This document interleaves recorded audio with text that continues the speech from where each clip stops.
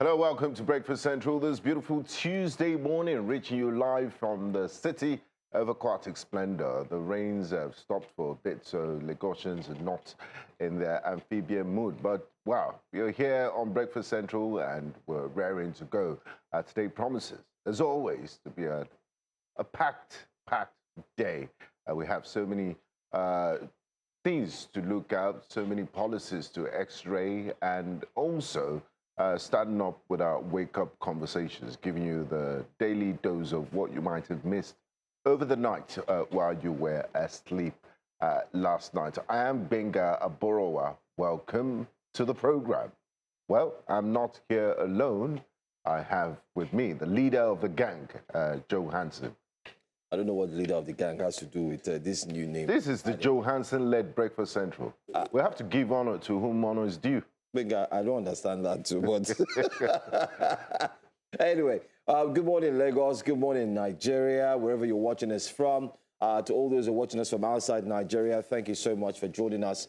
Just like Benga rightly mentioned, a lot has happened in the space of 24 hours, especially from when you slept and when you woke up, just in case you missed the news.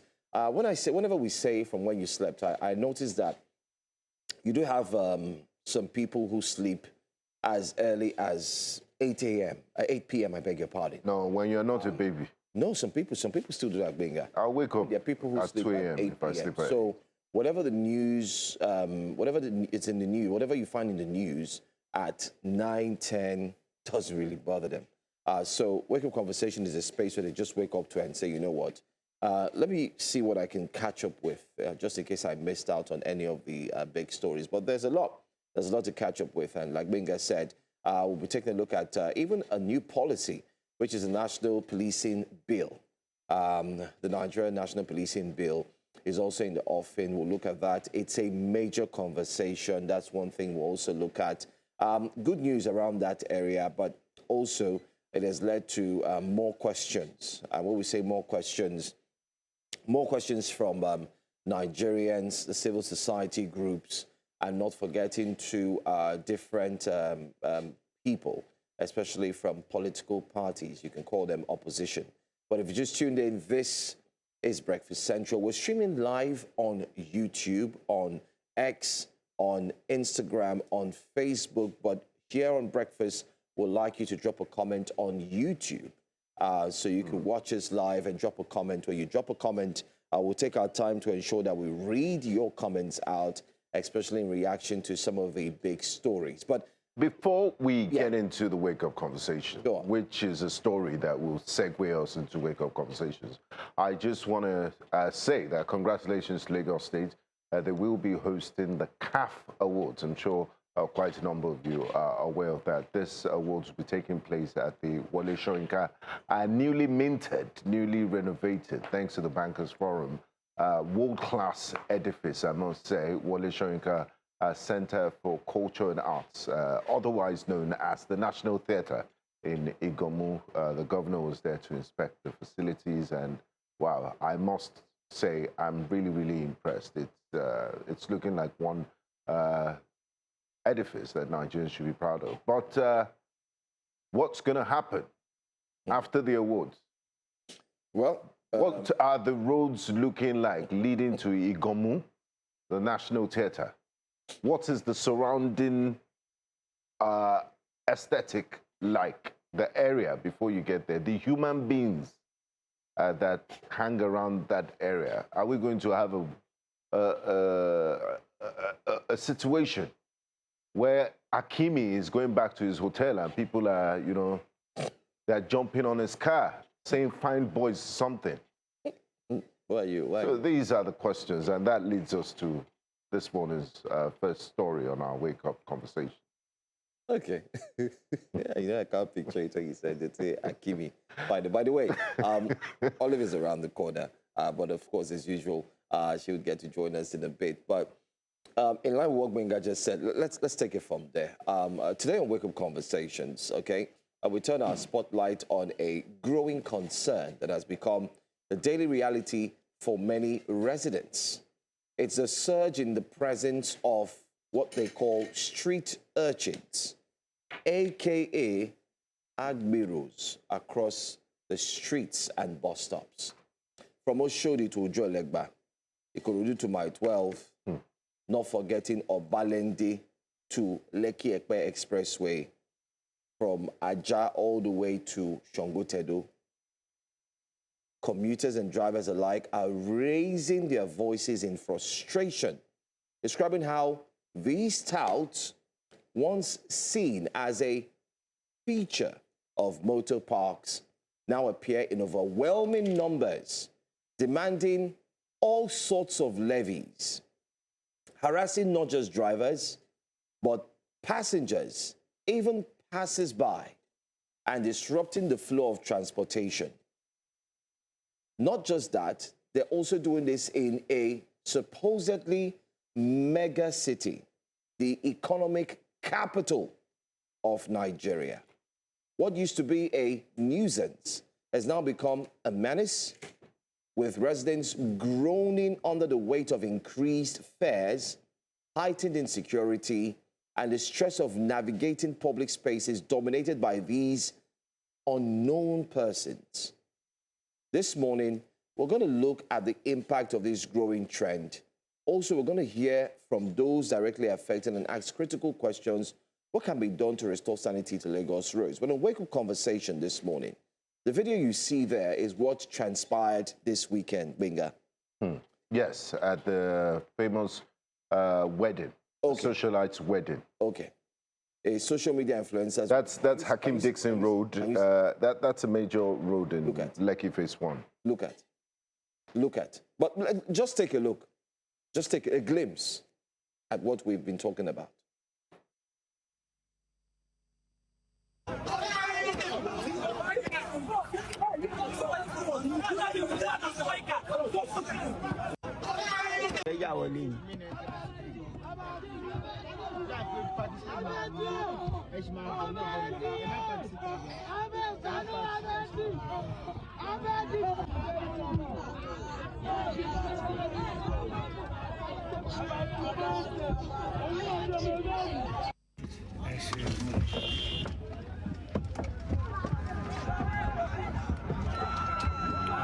Dúró sókè yẹn lásán gbé lẹ́wà kọ́kọ́. Abati, see your boy. Thank you. Rocket you, Abati, bro. Rocket you, my bro.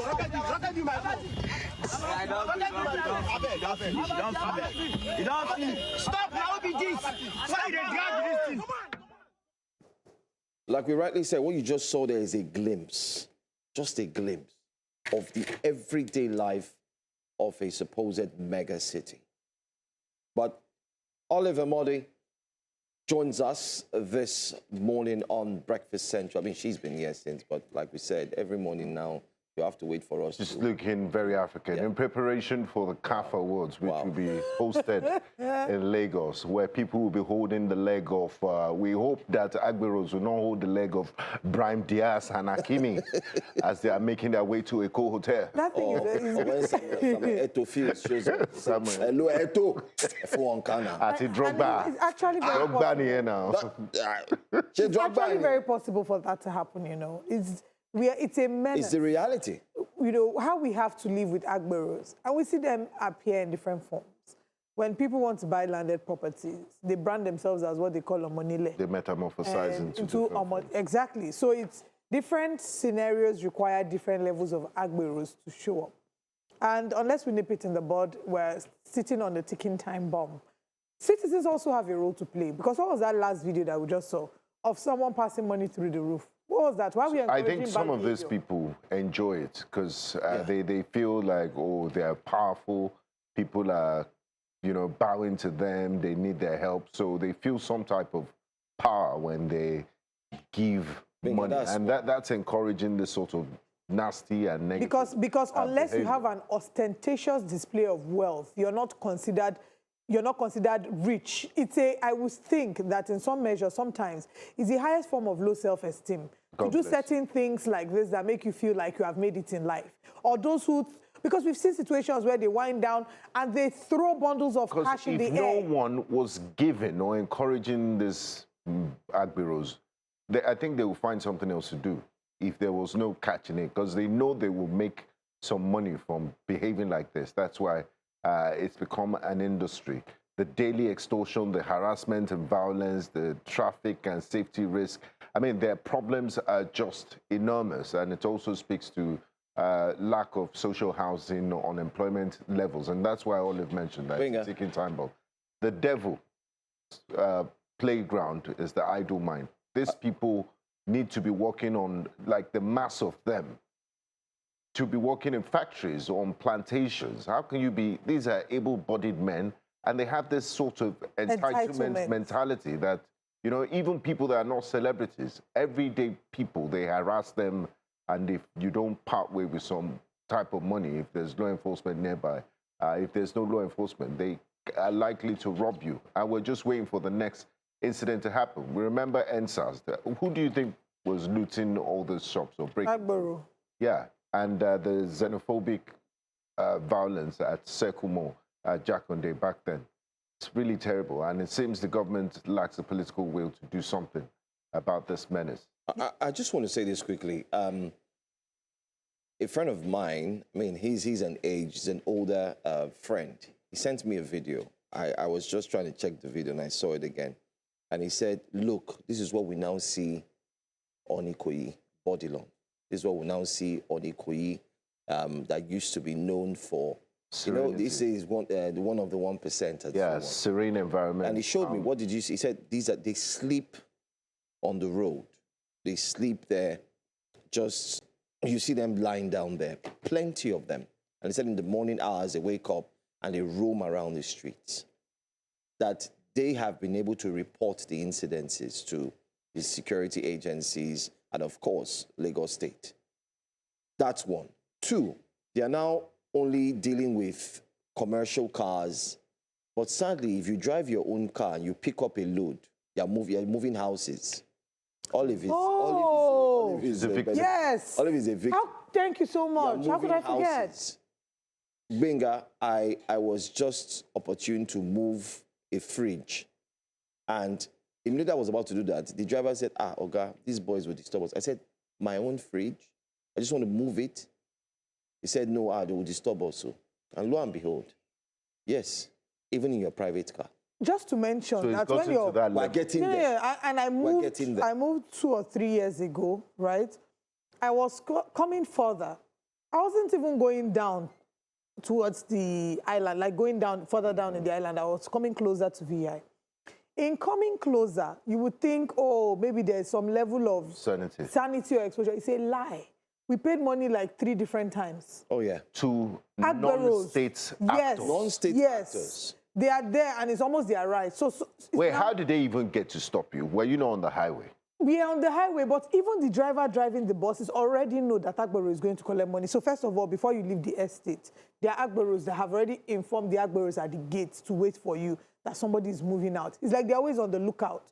So those ones at the gate will now block. You will drop there. Then when you move, I wasn't the one paying anyway. It was the driver that was paying. Apparently. But he's going to add it to your bill. Yeah, exactly. So at the end of the day, you now pay more because you have to sort Agbero. For your own private... For your own property. Then at different points, they'll be like, oh, we are going there, another stop there, there will be some Agberos there. They will cling onto your vehicle. Before you know, there will be a crowd. Wiper, they will start removing your thing. It'll be nice to have our viewers respond to this, if this is a Lagos problem only. And also parking. Parking. We're even going somewhere. Then personal cars.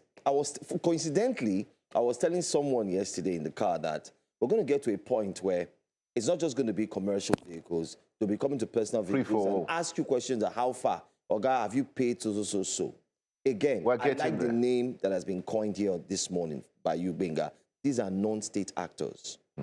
Coincidentally, these monies are being collected. I keep asking, what are they being used for? Yes, we know it has been edged in the annals of Lagos's history. Lagos's current contemporary history. Well, it wasn't always like that. It has always been like that. If you go to Oshodi, from the Oshodi times, you had, like warlords, street lords. They manage, they collect money. But then again, they would say that while that was done, there were factions. It goes back into history. But then again, because something was done in the past, is it possible to look into it in the future? Absolutely, yes. But that will be left to those in power to look into it. But then again, I've talked about personal things. There's also the issue of, we've mentioned load, we've mentioned personal cars. The question is, these monies, when they collect them, have you gone to the garage and all the motor parks?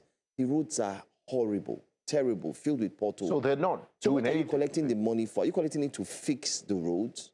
So there's some local government agents. They call them revenue boys. They work for some local governments. They put on like a reflective jacket and they stop dispatch riders, they stop kekes, Yes. and collect money for them What on is a the daily money for? basis. What is the money for? Is the money Good for question. pollution? Maybe they have quotas they have to allocate. You know, or they in the have name of let people eat, let's create jobs, you're creating a monster that you might not be able to take. And you know what? And this is how the Almajiri I was about to say metamorphosized that. Exactly. into Boko Haram and these bandits that No, were even the witnessing current today. Almajiri, even Yes, the current, you know, you see those it's a young pipeline. children on the roads that you would think, many would argue that Even you know, these baby Agberos that we yes, see. that's what I'm saying. on All the those road. ones that will come and say they want to wash your glass, you say Squeegee no, the boys. squeegee boys. They hit your car. They will hit your car.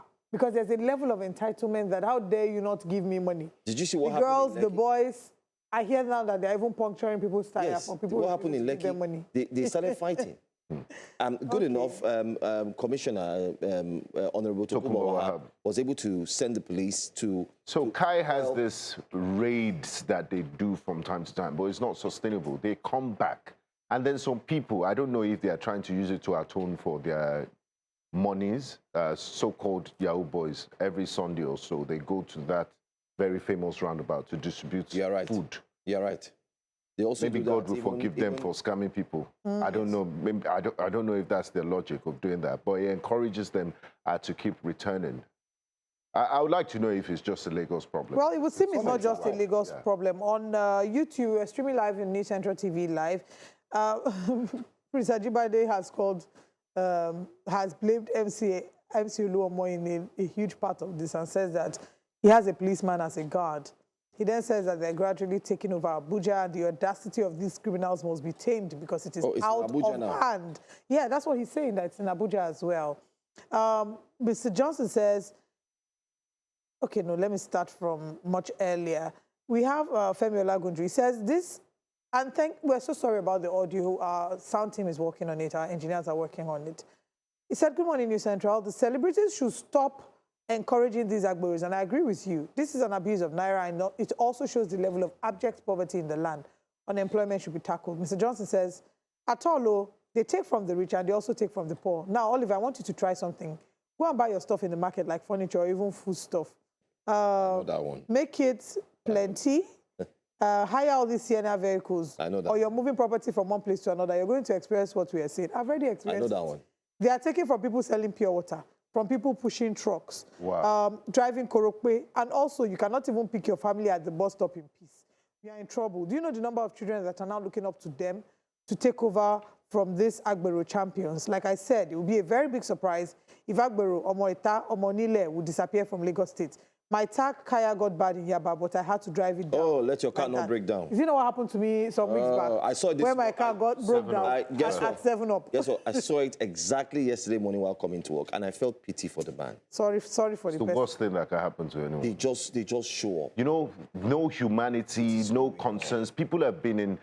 This man that sang this song, one artist, he had an accident on that Lekki axis in the middle of the night. Konga. Konga, I God remember bless that you. incident. And they stole his phone. They were harassing him.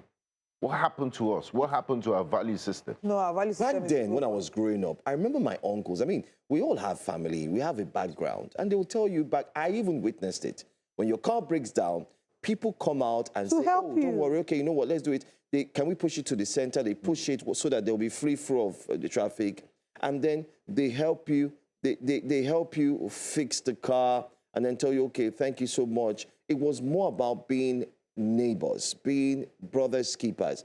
And guess what? We're not talking about 150 years ago. This is just basically recent history. Just recent history. And guess what? They're not just talking about that it's peculiar to Nigeria. Even to today, in other parts of the world, it still happens. Maybe if you go to some parts in Brazil, you won't be free to you experience something similar. Favelas, But we're not in Brazil. We're in Lagos. And not just Lagos, it's and spreading. Lagos touts itself as a center of excellence. It's not just, when you say you're a center of excellence, it's not by, you know, rail infrastructure or good roads or skyscrapers. The people, the residents also need to feel a sense of community. In response to that, I mean, to further endorse what you have said, quality of life. The quality of life, exactly. Who was that saying that it's a quality of leadership? Exactly. Felix Okechukwu says, you can't stop Agbero, especially in the Southwest. Not be everything we go talk here. The truth is the educated rich enable them by seeking their praises. Low-key, the wealthy in the state need them. Let's also talk about the fact that the menace of Agberos are further encouraged to be used as political tools for manipulations during elections. They're the ones that because people that cause the menace, exactly, they are the Agberos. The ruling class, the elites, you will not see them in the streets sort of intimidating people. You don't see that. Yeah. It is the Agberos that they empower to go out and do their bidding. We also have here, Michael Zu says, why are people surprised at Agbero's menace? They were established... okay, oh, sorry, Michael Zeus. Prince Ajibade says, the Agberos will forever be a part of Lagos because they are being backed by... He believes they are being backed by a certain person. He said he's a Lagosian and he always feels ashamed. Well... and looking at the name Agbero, I mean, it started as... Carrying load. You know, Agbero. Yes. Help you in the motor park. Help you. Yes, carry load or help to load passengers. And it's metamorphosized into the menace it is today of extortionist, thuggery, political tool for violence. And they're street urchins. And this is what you get when you have a society that doesn't, we're just consuming, we're not producing anything. The question is, how do we in other parts of the world, once it's 5 p.m., you see, if you're in Tokyo, if you're everywhere in the world, you see an army of workers. They're closing and new ones coming in for the night shift. Absolutely. Here, these people, I mean, after secondary school, if they don't learn a trade, if they don't get a business, what are they doing? I mean, a lot of them, it's not their fault that they're in this condition. It's the breakdown of lack of education, societal menace that has put them in this condition. Just because, I mean, and a lot of our political class, they weren't born with silver spoons. They were a product of Nigeria, and they benefited from, you know, good governance back then. That's why they could go to school and give themselves a better chance at life. A lot of these people, I mean, it's the lottery of life. They didn't choose the family they were born into. But what's the responsibility of government? To make sure everyone that is a citizen of your country live above water or have a certain right to dignity and a decent life. How many new schools have been opened as our population is expanding? How many new healthcare centers? LSDPC, Lagos State Public Does it still function? Work Agency. Yeah, they are. They are doing collaboration with luxury. Thank you. I was going to... you also know about that, yes, right? Luxury real estate developers in Luxury. Lekki. They're building condos when we have serious social housing deficit. You can't afford it. It shows you the priority of the ruling class. They don't care. As long as they have their haloxes, their sirens are blaring, they feel they're immune. They live in a bubble from all this menace. But the sad part is when things happen, they will be. No, we will. The ordinary people will be the first. Because you look better than them, you drive a car, so they don't discriminate. They don't, oh, are you private sector, are you the government? Any crime of opportunity, they will take advantage of it. And we've seen it with the xenophobic violence, the protests that happen. We've seen it with NSAS. That's a warning sign that this is a ticking time bomb. But it doesn't even appear on their campaign speeches. They don't talk about it. All we're hearing about is $1 trillion economy, megacity, let's build flyovers. So we're not as keen on human capital development as much as we're thinking of infrastructure, which is why President Bola Tinubu was saying, stop building flyovers and all of these things. But beyond saying they should stop building flyovers, there needs to be a key focus on human capital development. There's something that needs to happen, although I fear that may not happen. And empowerment is not rice, please. Binga, I was about going there, and I want to say it here again. You have these people. I mean, I have a two-way solution. First of all, let's also use this medium to mention quickly, because most people that watch now would say, oh, why is it that you are also looking at? Let's look at the other side. Kudos to the Honorable Commissioner, Tokunbo Wahab. He has tried his best. You know, sometimes when I see his videos, he puts out videos. Overwhelmed. Yes, where they've arrested, they apprehended these young boys on the road, and they take them straight to prison. They pack them on the streets. They want them, we want to see you here again. Sometimes they go, they pack the area boys, they interview them. Where did you come from? They say, oh, what are you doing here? He puts it up and says, oh, we've been able to clean up this area. But, I mean, I'm sure if he's watching this morning, if he goes back there, they're back. They're like a triple fold. They're like the biblical story. Like Eminem, Jesus back. When one of the demons left, cast out and come back with 7 heavy Came back with- But you know what's worse? Even to further explain what you just said. Yeah. The ones that go to prison, typically prison should be a correctional center. or rehabilitation center that makes you a better person to come back into shouldn't society. even be prison. They are worse. What happened to community service? That's We- where what is it? Cleaning. So, Gbenga, that's another thing I'm Build going to. temporary detention facilities. Feed them. Let them clean. Let Lagos be clean. They will walk their lives. Gbenga, I want to ask a question. Apart from Ajaokuta still, which we know the issues surrounding that, we need more plants. We need more manufacturing. Hubs, yeah. These guys are who we can They are use. able-bodied They are able-bodied. men. They are strong. So what are they looking for on the road? Just basics. Give them the basics is what they need. So why don't you just say, okay, fine, take them off the streets, rehabilitate them, put them into the system, let them work, let them earn a living. I think we will not be able to get over the menace of Agberos unless we can distinguish Agberos from politicians. Because a lot of them now find their way into politics. A lot of them are being used as tools by politicians to manipulate the populace. Until there is a difference between these Agberos, they're not given access to politicians. They're not being used by politicians. We will continue to see a repeat cycle of this. How can we get rid of this? I don't know. Do we have any other comments? And we need to also elevate the conversation. Whenever we speak to politicians and those vying No, for during the campaign. This is the campaign. this campaign season, it's a question that should always come up. What are your plans for these people? And not just for the governorship candidates, the representatives, the local Government chairman. everybody that is holding a political office or is vying for a political office position in Lagos State should answer this question. And finally, guys. And there are documentaries on YouTube. Yeah. You guys don't even know I've gone deep into the rat hole of this menace, drugs, that the entire communities of people that are just lost, human zombies, living dead that are just living on the fringes. It's a serious problem. I mean, just to finalize, I want to use this medium too. If peradventure, you know the funny thing, I had met a few of them, and you know what, guys? Some of them are educated. They speak good English. They speak good English, goodness gracious.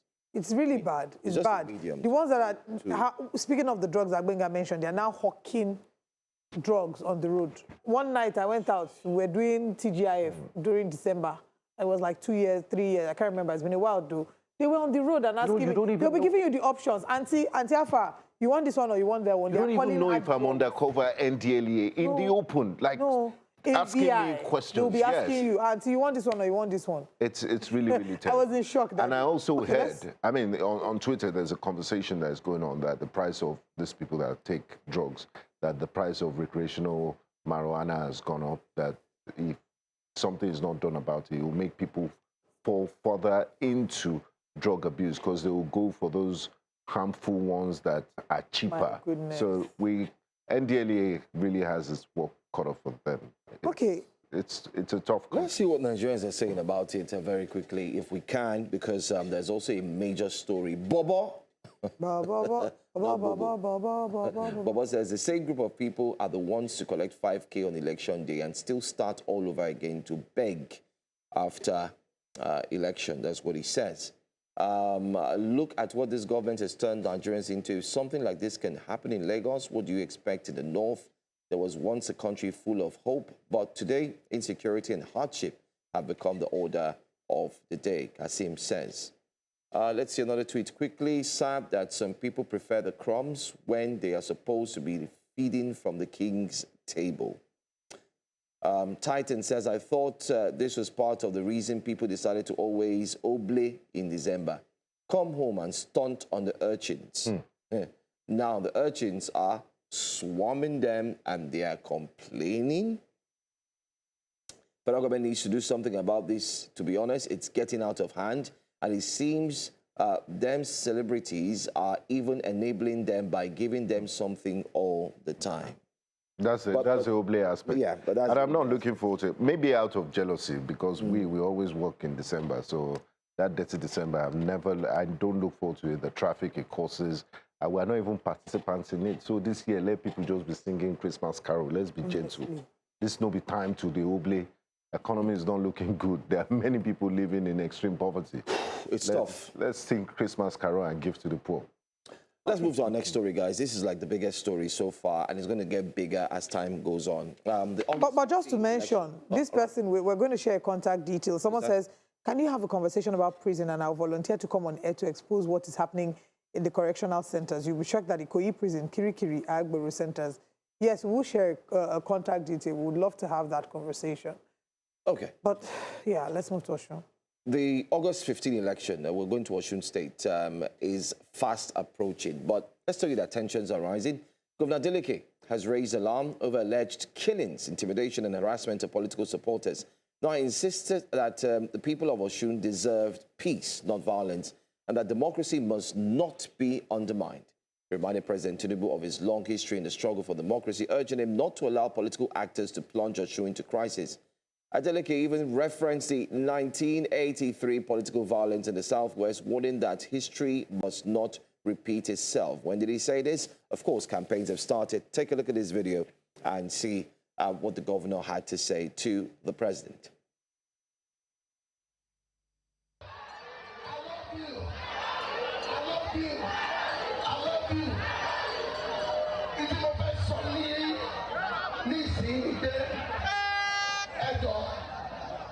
President Bola Tinubu, nǹkan tó máa ń ṣẹlẹ̀ lóṣù tẹ́ ẹ̀ dá sí. Nǹkan tó ń ṣẹlẹ̀ láti ní Ọ̀ṣun, President Tinubu ní ilẹ̀ Yorùbá ní Ọ̀ṣun, wọ́n ń pa àwọn èèyàn wa. Ẹ̀yin ni President, ẹ̀yin ni bàbá gbogbo wa o. Wọ́n ń pa àwọn èèyàn wa o. Ọ̀ṣun, wọ́n ti sọ wípé àwọn ò ní gba rígì ní o. Kò ní sí rígì ní Ọ̀ṣun o. Ẹ̀rọ ti tó ṣẹlẹ̀ ní 1983. Ilẹ̀ Yorùbá ló ti bẹ̀rẹ̀ o. Àti ní Oǹdó tó yọ Bọ́lá Gèjẹ́, tó yọ bàbá wa dá sí jẹ́. Ẹ̀rọ tó ṣẹlẹ̀ o. Ọ̀ṣun ò ní gbà o. We want free and fair election. That's it. President Tinubu, I'm passing this message to you. Kí lẹ fẹ́ kí Ọ̀ṣun ṣe? A ní pé àti endorse yìí kí ló dé? Kí ló dé? Kí wọ́n fi pa wá? Kí ló dé? Kí wọ́n fi pa ọmọ Yorùbá? Àwọn ọlọ́pàá ti wà compromise. Ẹ jẹ́ kí wọ́n máa wá sí bọ́dà wa. Àwọn kidnappers wà bẹ́ẹ̀ lọ bá wọn. Àwọn tó jí ọ̀bẹ, President Tinubu wọn ń fi àsìkò yìí sọ fún yín. Ẹ má sọ pé mi ò pariwo. I am the chief security officer of Osun State. President Tinubu, I am passing this message to you. Osun will not accept any reading. We will go out en masse and vote. Òun ló bá gbogbo èèyàn jà, kò sẹ́ni tí ò bá jà. Òun ló ń jẹ́ kí ẹ máa bá àwọn èèyàn jà o. Oyetola need to be called to order. You are not the governor of Osun State. When you cheated me in 2018, I left you to govern. I traveled to America on a self-exile. And I let you do what you have to do. Now I am back. I am back. I am back. I am back. And I know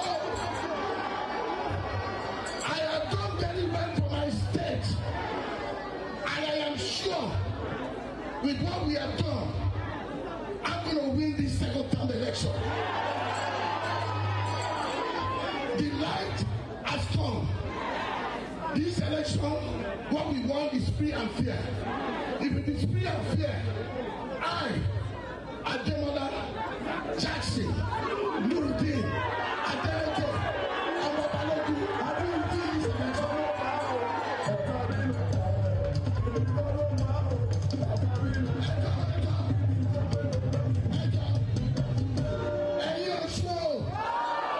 I'm talking to you as your leader. Your leader has a fear of God. He's a man, but we are using wisdom of Solomon to let us vote. In other words, Imolade Okuku Parada. Okay. Yeah. What language is that? It's Yoruba. You're British. You're British. Imolade, because he's lying. Imolade Okuku Paraga. Is it Paraga or Parada? Parada. Parada. When light shines, darkness withdraws. Okay. Yeah. Who is darkness? Who is he calling darkness since he's Imolade? I don't know. His forces, maybe political enemies. Okay. Well, we're counting down the elections in Osun State. It's 11 days to go, and the gubernatorial elections will happen in Osun State. The Osun State governor has accused, he's been asking why they haven't had peace. They've accused the ruling party of being in cahoot with law enforcement agencies to sort of frustrate the Accord Party in Osun State. The Accord Party is the leading party in the sense in Osun State. Accord Party has adopted President Bola Tinubu as their presidential candidate, and they still wonder why. But still, even though yes. they say they don't have peace, so they are blaming, or they believe that the president, in some measure, has something to do with what's happening in their state.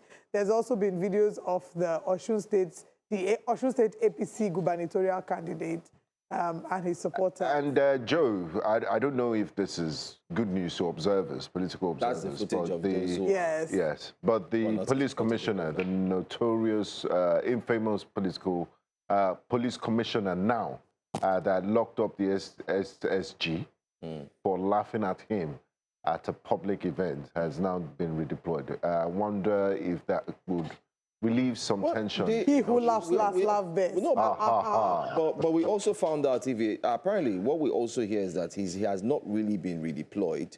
Rather, he has been given other duties. He still remains in charge of routine command within the state. However, the new commissioner is now the CP of the state. And there can only be one CP.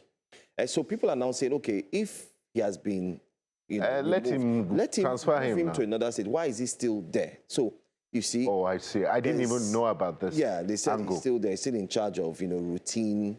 And people are like, what is he still? Just remove him straight away if you feel that. I mean, he's a man of action. Yeah. Why can't they deploy him to Katsina State?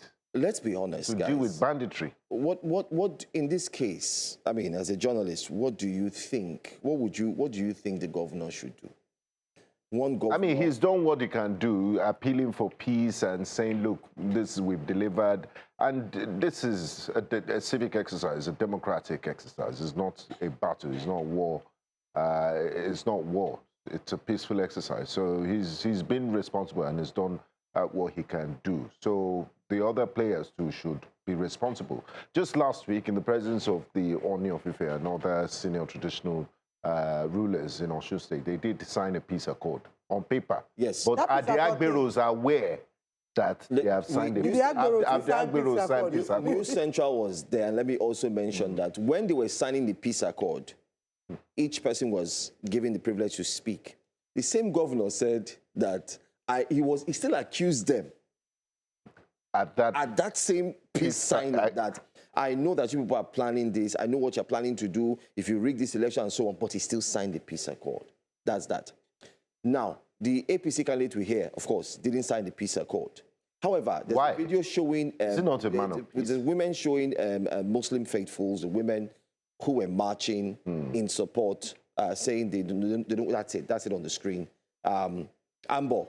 It's all about the support of the APC. However, on the other side, let me also mention that the ADC candidate was spotted engaging in what they call what do they call it? Corn campaign or something He had to stop by. To buy show love to Okay. people. You know the usual. How did buy They usually will play Once in 4 all years. those kind of There things. he is, there They'll he go and sit down with the masses. They can eat from the same I mean, plate with wow, Almajiri children. this is 2026? This is he's overused. Why did they need to film this? Let's try another format. Why did they need to film this? Unless the only way this thing will not be eye service to me is if before now this man is a content creator, he documents his life and shares on the stories. So maybe they pick this from the stories, but it is So beyond ridiculous. how is this supposed to? To tell you that they are He's a man of connecting the with the people. masses. Okay, man of the people. It's down to earth.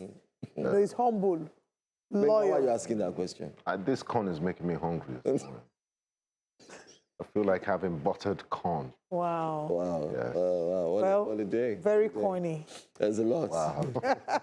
Okay, this is a great place for us to take a pause on Wake Up Conversations. We will continue to bring you updates regarding Osho elections on YouTube. Bamidele says, Adeleke is crying out early before the rig election. Buying of corn is an election ritual that must be obeyed. Is Adeleke being the man or the boy who cried wolf? Or he has That's a good legitimate question. grounds to That's a very raise good these alarms? That's a very good question. And Mokuye Chukwuemeka says, Adeleke, do I smell fear? I wish you well as always. Bamidele says, APC really wants to have Osho and Ibadan back by all means. Keep your comments coming on YouTube. Let's share with you the top stories today on Breakfast Central. Our top stories this morning, we're looking ahead of 2027. INEC opens presidential nomination documents to public scrutiny. The new G100 coalition emerges, moves to broker single opposition candidates. PDP state chairman demand crackdown on Turaki-led group. PDP, of course, will be bringing you these details as well. But moving on to security reforms, federal government advances national policing bill framework. And of course, as we do every morning, we'll review the front pages of the papers. We'll open the phone lines for you to call in. And we'll have an analyst to do justice to the stories in studio with us. So please stay here.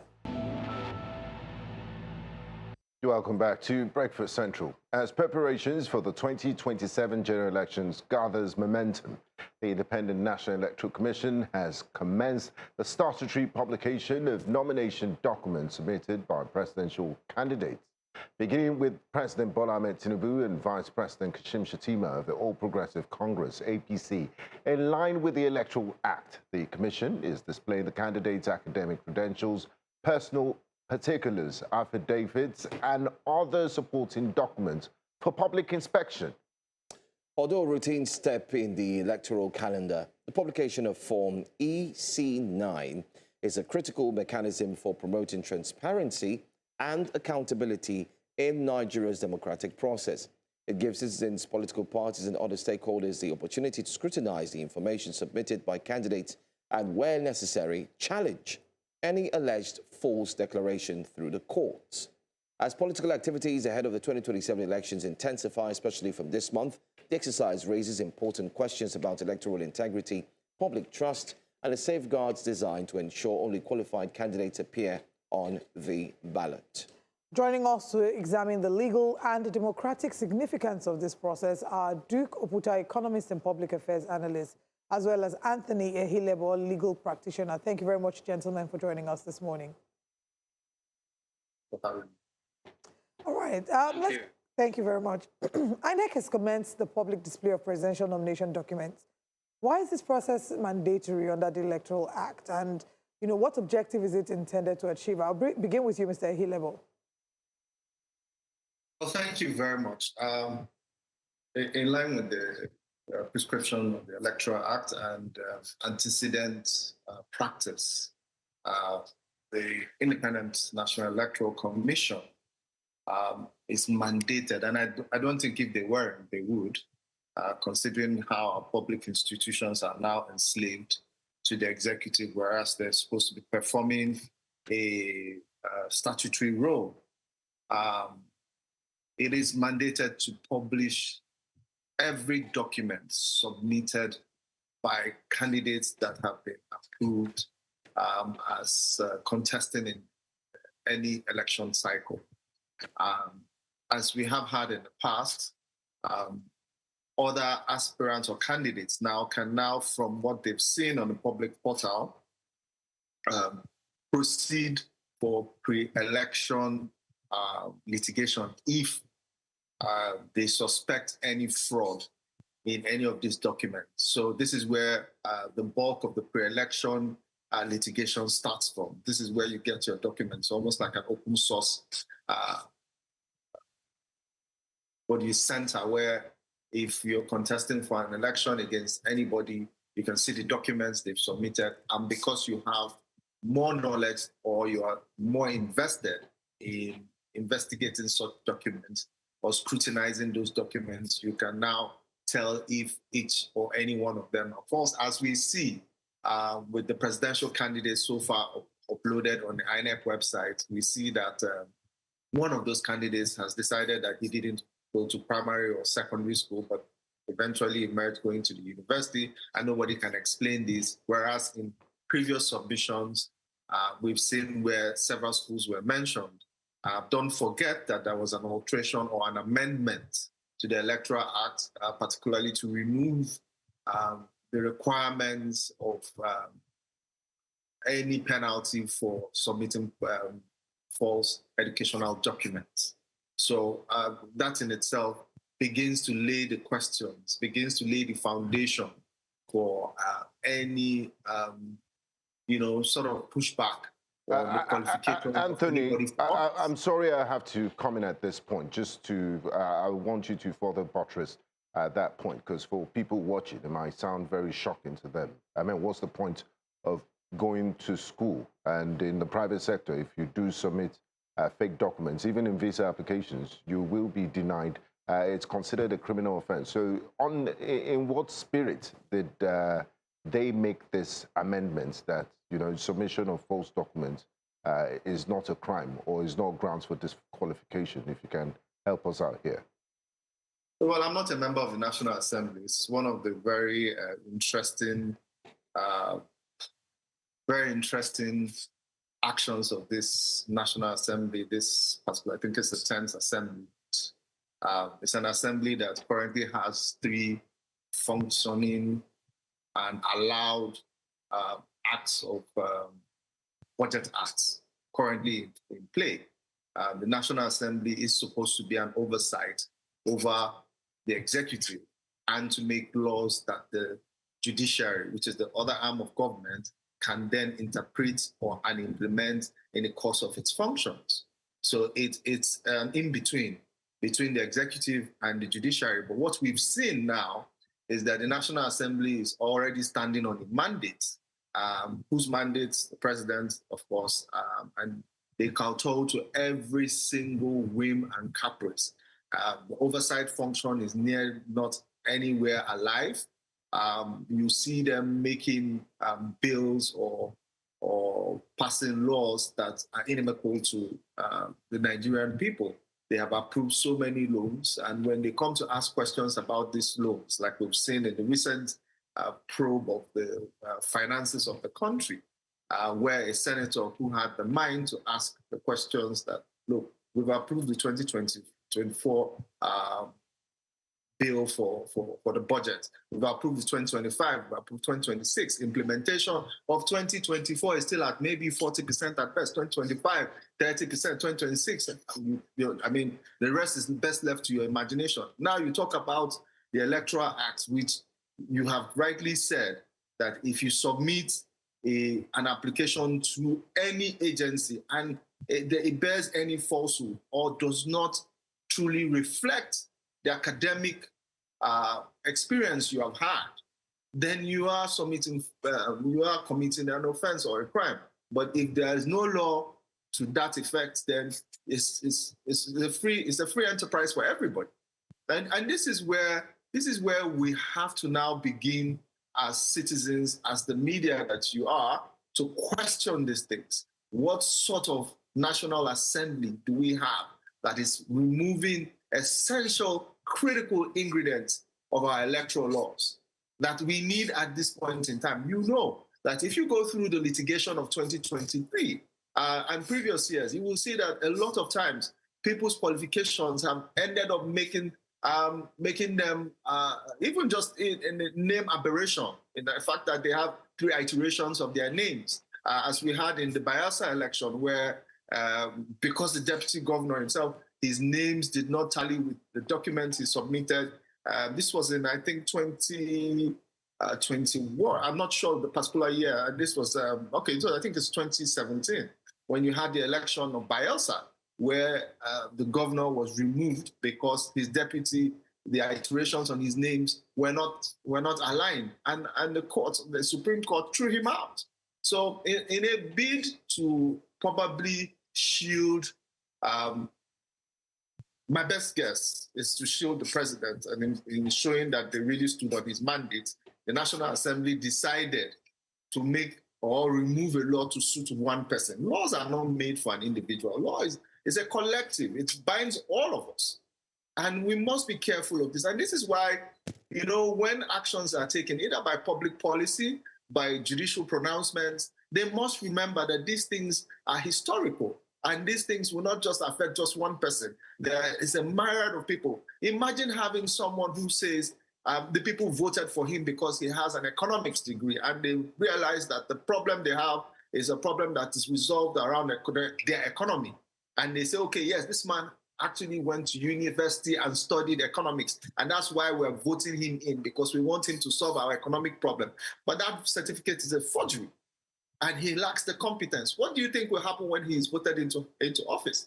He will not deliver on what the people expect. And so is an employment. When you submit a certificate that you have the capacity to perform so and so function, when it turns out that you have forged that certificate, you did not go through the metal of the education, and you do not have the requisite knowledge to perform that task that you are applying for, what happens is that your employer loses his economy. He loses the promise. He loses the rewards that he's supposed to get for employing you and paying your salary. That is the analogy of what we see happening today. Okay, let's get your thought on this, Mr. Dukoputa. We've seen social media agog with different comments, especially looking at alterations being made to some results, especially that from the APC. We've seen other members of the opposition taking jabs at the incumbent, saying, why did they change this, and so on and so forth. What's your take in all of this? First of all, thank you, Anthony, for a brilliant, precis of what's happening. But I am sort of a little bit bewildered by the statement that you made about false declarations and fraud no longer being punishable or an offense within the new 2026 electoral legislation. My understanding is different. My understanding is that what has happened is that that ground for disqualification has been removed from post-election litigation. That is to say that any litigation or complaints regarding qualification has to be dealt with before the election itself. So they have been brought into pre-election litigation.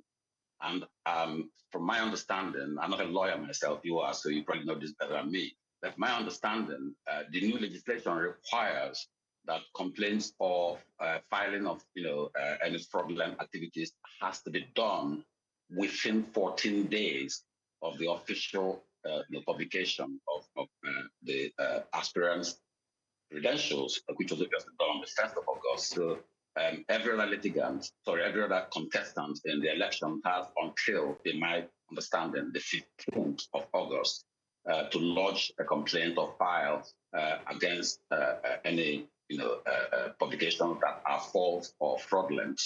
So having said that, so I'm saying that I still believe that it is still a crime to file fraudulent returns. It is still a crime. However, once you are unable to establish that crime before the election, it limits you from being able to bring it up in post-election litigations. That is my understanding. But at the end of the day, the bottom line, however, is that Tinubu has left information about his primary and secondary education out of the forms.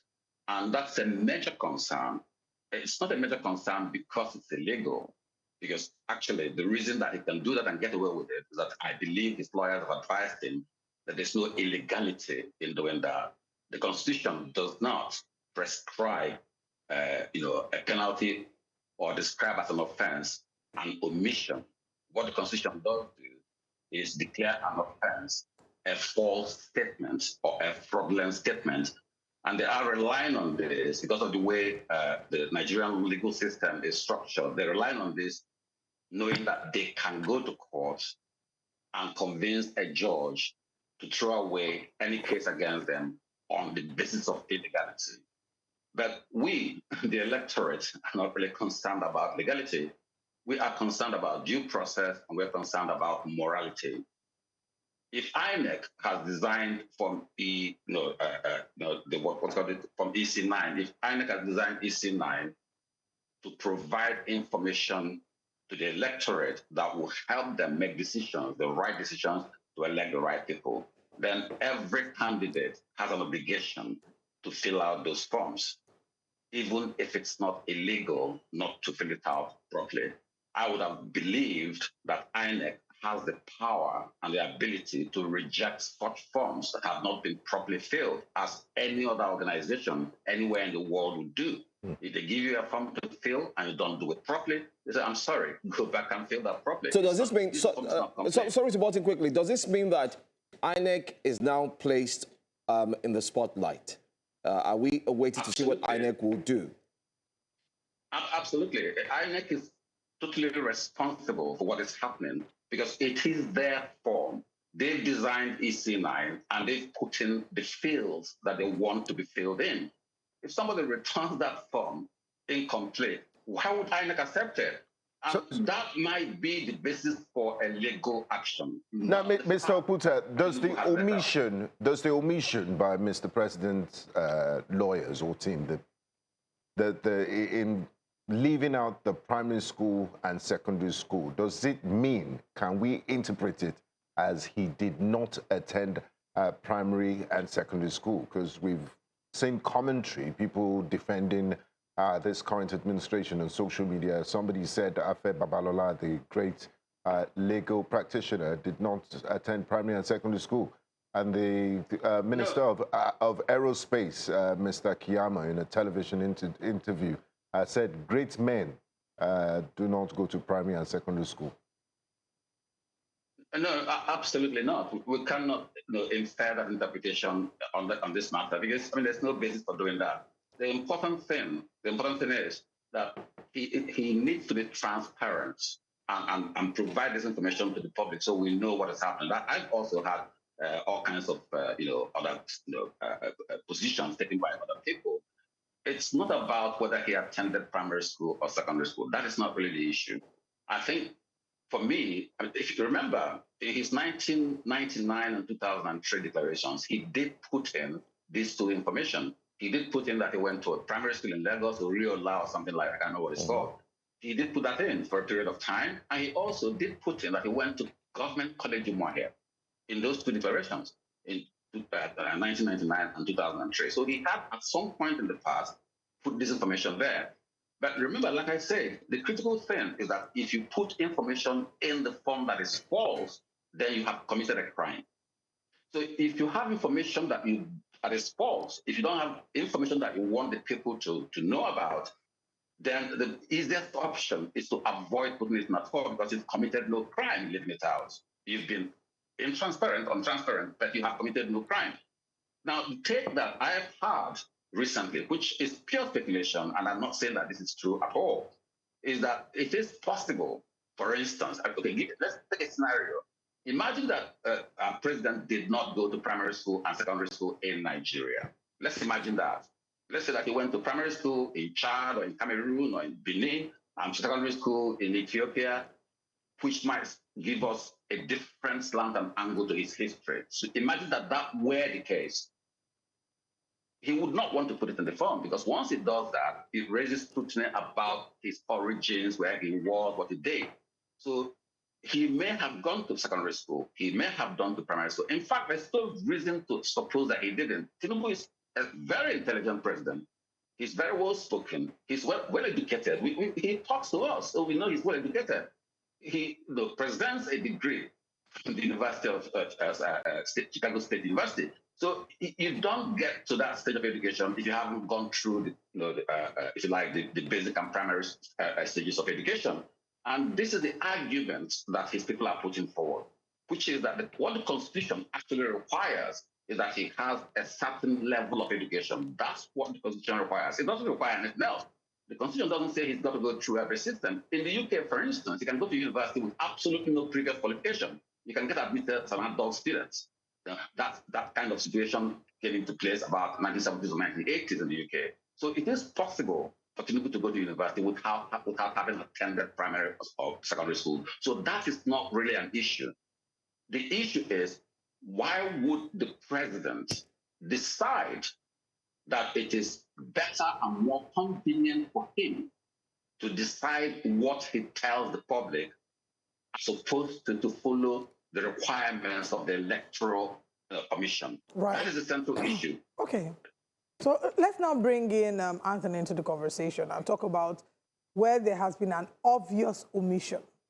What is the legal stance on that, and how, who should we hold responsible? I know that Mr. Puta had said, we're looking up to INEC, but if INEC does nothing about this, what should be the typical reaction, to this?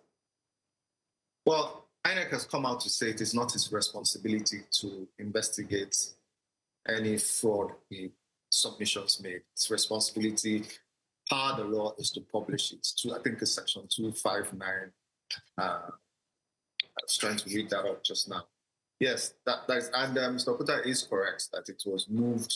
But the thing is that the Act watered it down specifically to an omission. But what this does is that it limits the time of investigation. You have 14 days. When will you go to the school someone says he has attended and try to get a certificate? And even when you are getting that certificate, you have to get a certified true copy. It's really interesting that the lawmakers sort of gave us something that we could not work with. But that aside, wait, just before you put that aside, so is it safe to say that this was a deliberate attempt to frustrate the efforts of, INEC or well-meaning Nigerians from investigating the efficacy or the authenticity of these documents presented to the public? Well, don't forget that many a time lawmakers have been sacked from the National Assembly for presenting fake documents. Yes, Salisu Buhari. So, Science and Technology Minister. So this also affects some of them in the National Assembly. I'm not saying that this is not just to tarnish the reputation of the National Assembly, but there is ostensibly a belief that some of them did this to protect themselves. And, as lawmakers, it is very important that laws are made for the general population and without selfish intent. It must be selfless. Laws that are made for the people must be selfless and must be geared towards protecting the interests of people.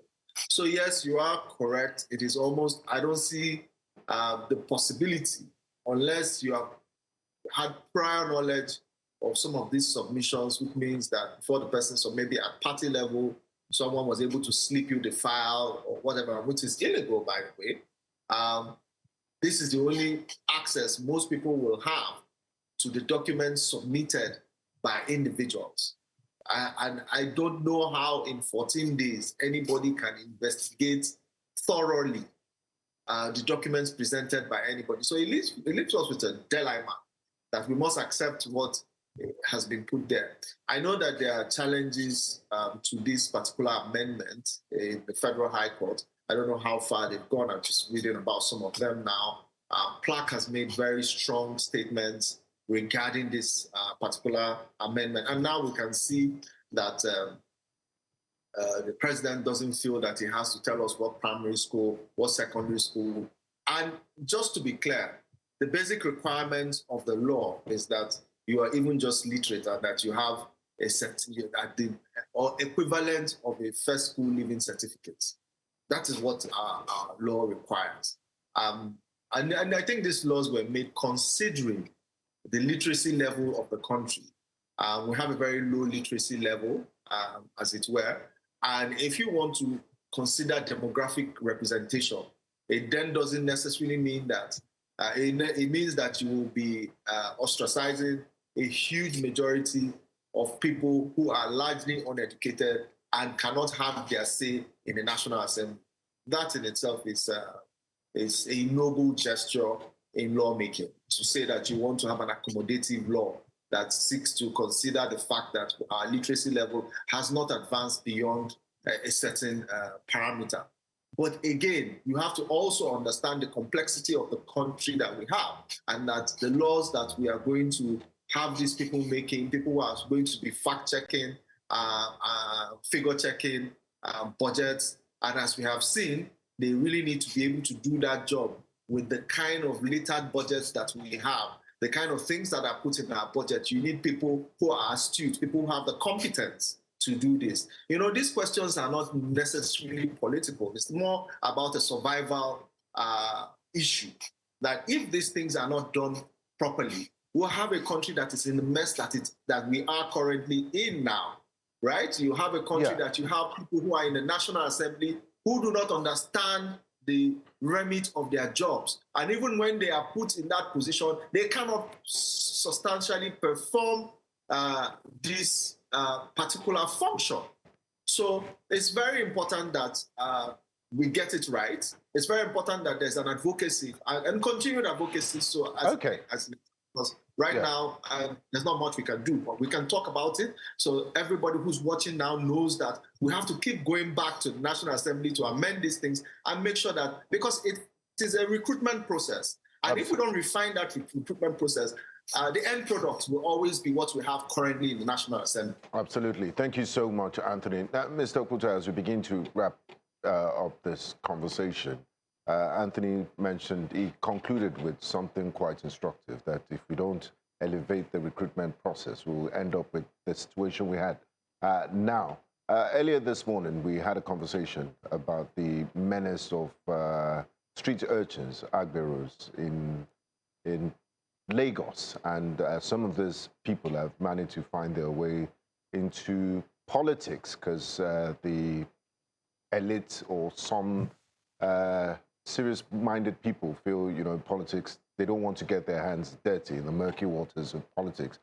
Looking ahead, what sort of additional reforms or safeguards can we put in place to have quality representation across the board? So we're not even discussing issues of, you know, what should be the minimum standard, issues of whether you have a certificate or not.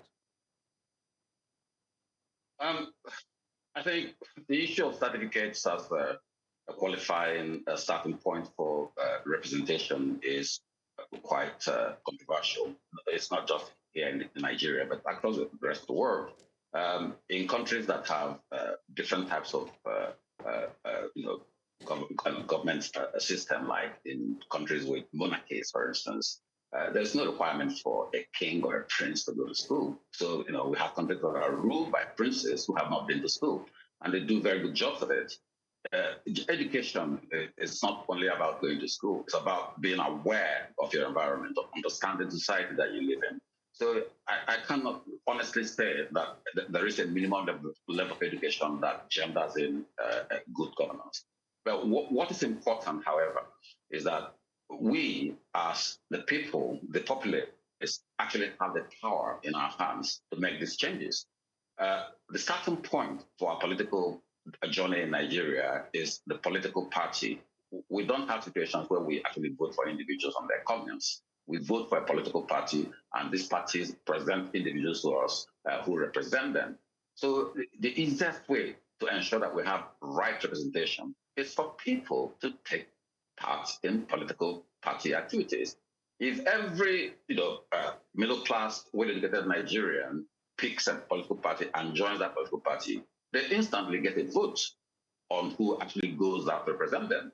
So it is the apathy that the middle classes in Nigeria have chosen to embark on over the last 20, 30 years that has resulted in a shift from, educated, well-informed representatives to now what you call district audience. In my younger years, I can't remember any politician that was not eloquent, well-spoken, well-educated. They all had law degrees or that and that and the other one. I mean, all the stuff that is happening now has nothing to do with that. It's all shifted away, as you say, to money politics. But that's mostly because the people do not take part at the primary level, which is join political parties and then become part of the selection process for who goes out.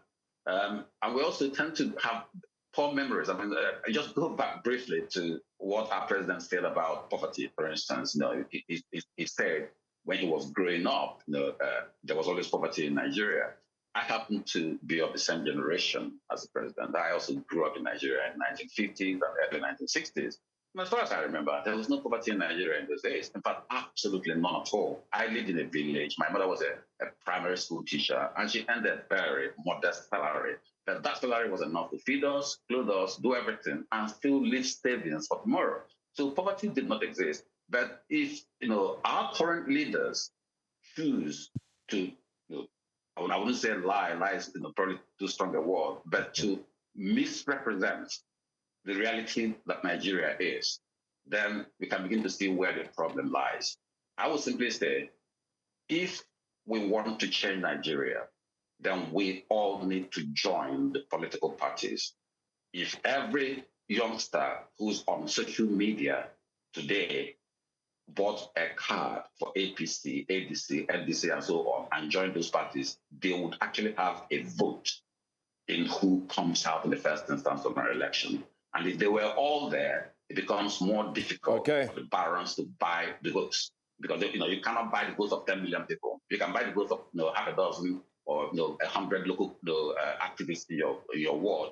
But if there are 10,000 of them in the world with party cards, it becomes very difficult to buy all of them. So they have to go out there and vote their conscience. That is my own prescription. Thank you so much, gentlemen, for joining us, Mr. Dukuputa and also Mr. Halebo. Thanks for your time. Thank you. We'll continue to see how things unfold as the campaigns kick off this month. Thanks for joining us. Thank you for having me. Let's tell you what's coming up next here on Breakfast Central.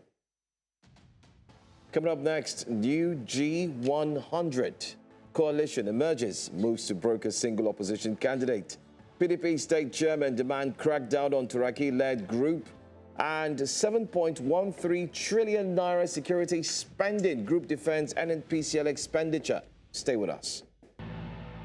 As political activities gear up for the 2027 general elections, they continue to gather momentum, and we have a coalition of prominent Nigerians under the aegis of G100. They have called on opposition leaders to set aside personal ambitions and unite behind a common presidential candidate. In an open letter titled "The Doctrine of a Necessary Democratic Opposition," the group argued that a fragmented opposition could weaken democratic accountability and reduce the electorate's ability to offer a credible alternative to the ruling party.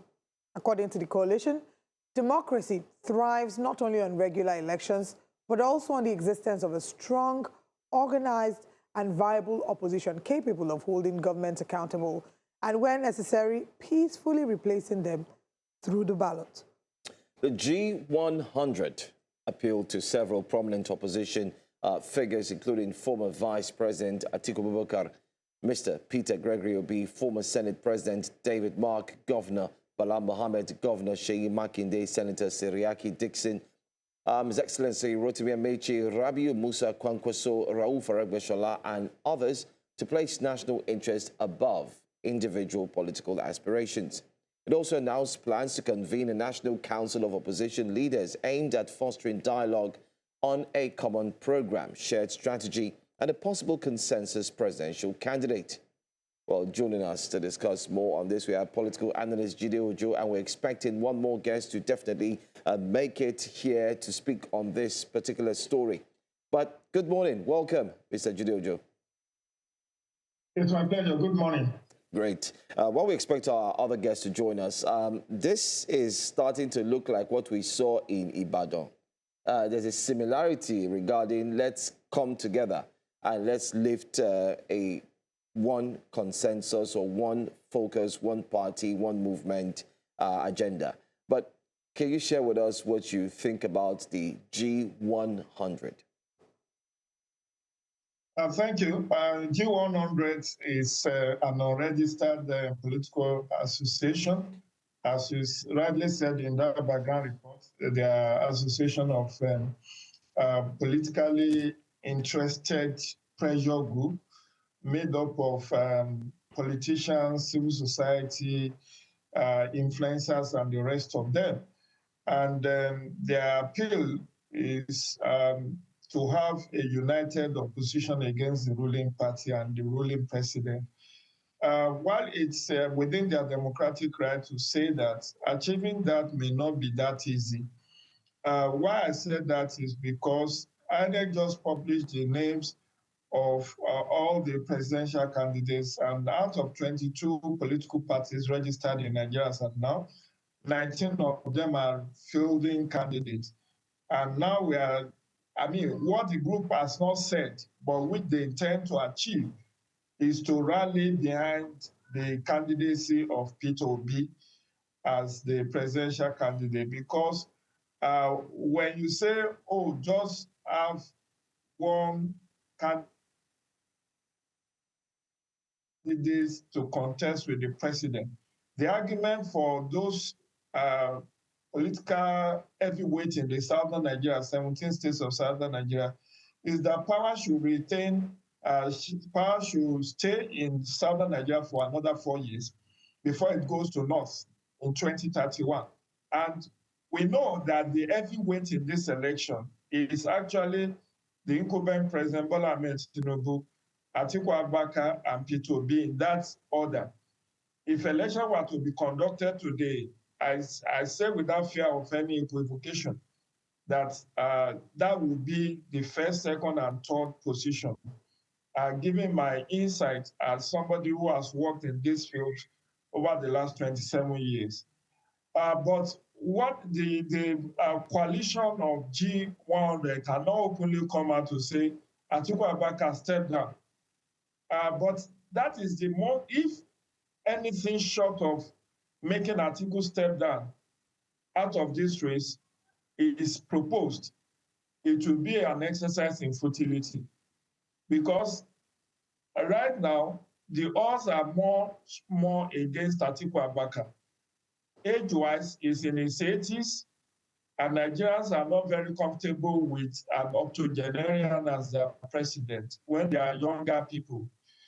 Number two is of the Hausa Fulani ethnic group, which people felt has just had a stint of 8 years under Muhammadu Buhari. So why can't we have 8 years of a southern president?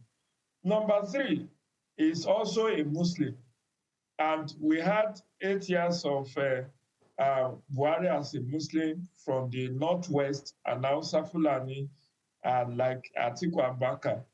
And the other point is also the albatross that Atiku Abubakar is bringing to this election. Recall the very recent spat he's having with Obasanjo, which is not new actually, but Obasanjo has come out again for the 18th time to declare Atiku Abubakar unworthy of #1 position. He kept saying that appointing him or making him a running mate in 1999 and 2003 were the biggest mistake he has ever made politically. So Obasanjo has done so much to demarcate the persona of Atiku Abubakar. And you know, when you look at Peter Obi, he doesn't have those baggages. He's just 65 or 66 years of age. He's from southern Nigeria. He belongs to an ethnic group that has not been president of Nigeria since the First Republic, when Nnamdi Azikiwe was a ceremonial president. He has a youth appeal. He has a movement behind it, an obedient movement, which is pan-Nigeria. And he has also promised to do one term.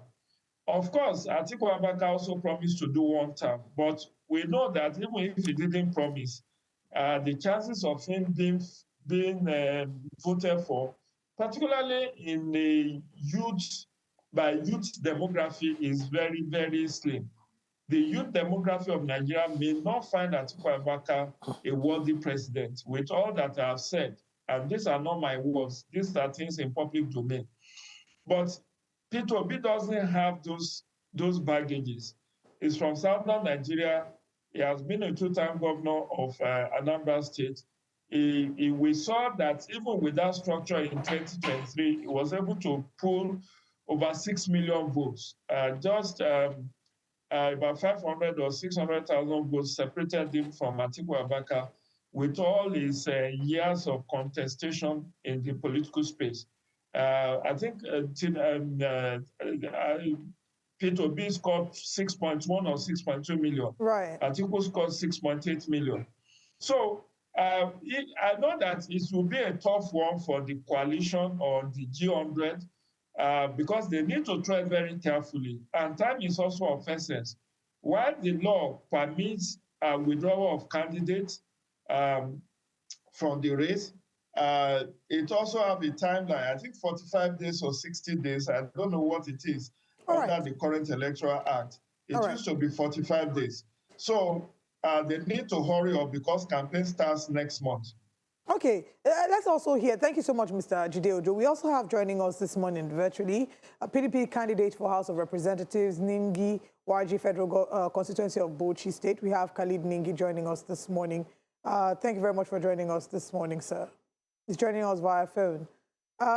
We want to get your thoughts on the G100 and the possibility of the goal of the G100 to unite the opposition. Is it really a feasible possibility, or is this just another failed attempt that would end up becoming a coalition that will fall apart again with different people taking different sides of the divide? I mean, we did see that was the initial plan of the ADC. Unfortunately, it didn't quite turn out, to be what they had hoped it will be. Well, good morning. Thank you for having me this morning. Good morning once again.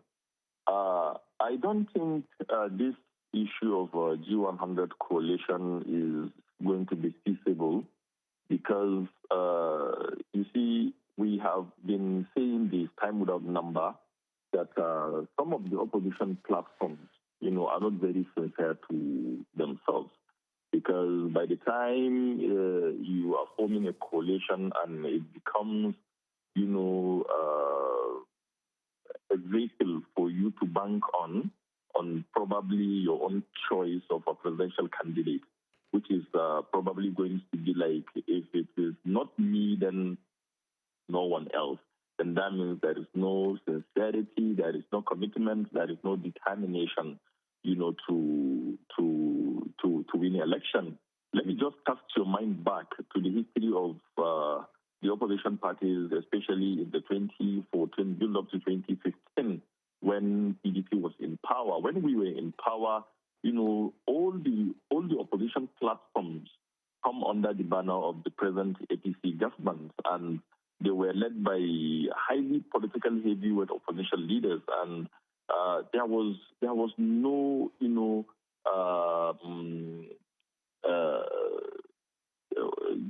fragmentation of opposition parties. Then the opposition comes under one banner, and they challenge us while we are in PDP, while we are in government, and we eventually lost the election towards the 2015 election. In fact, even before going to the ballot box, we know that there is problem, and eventually we lost the election.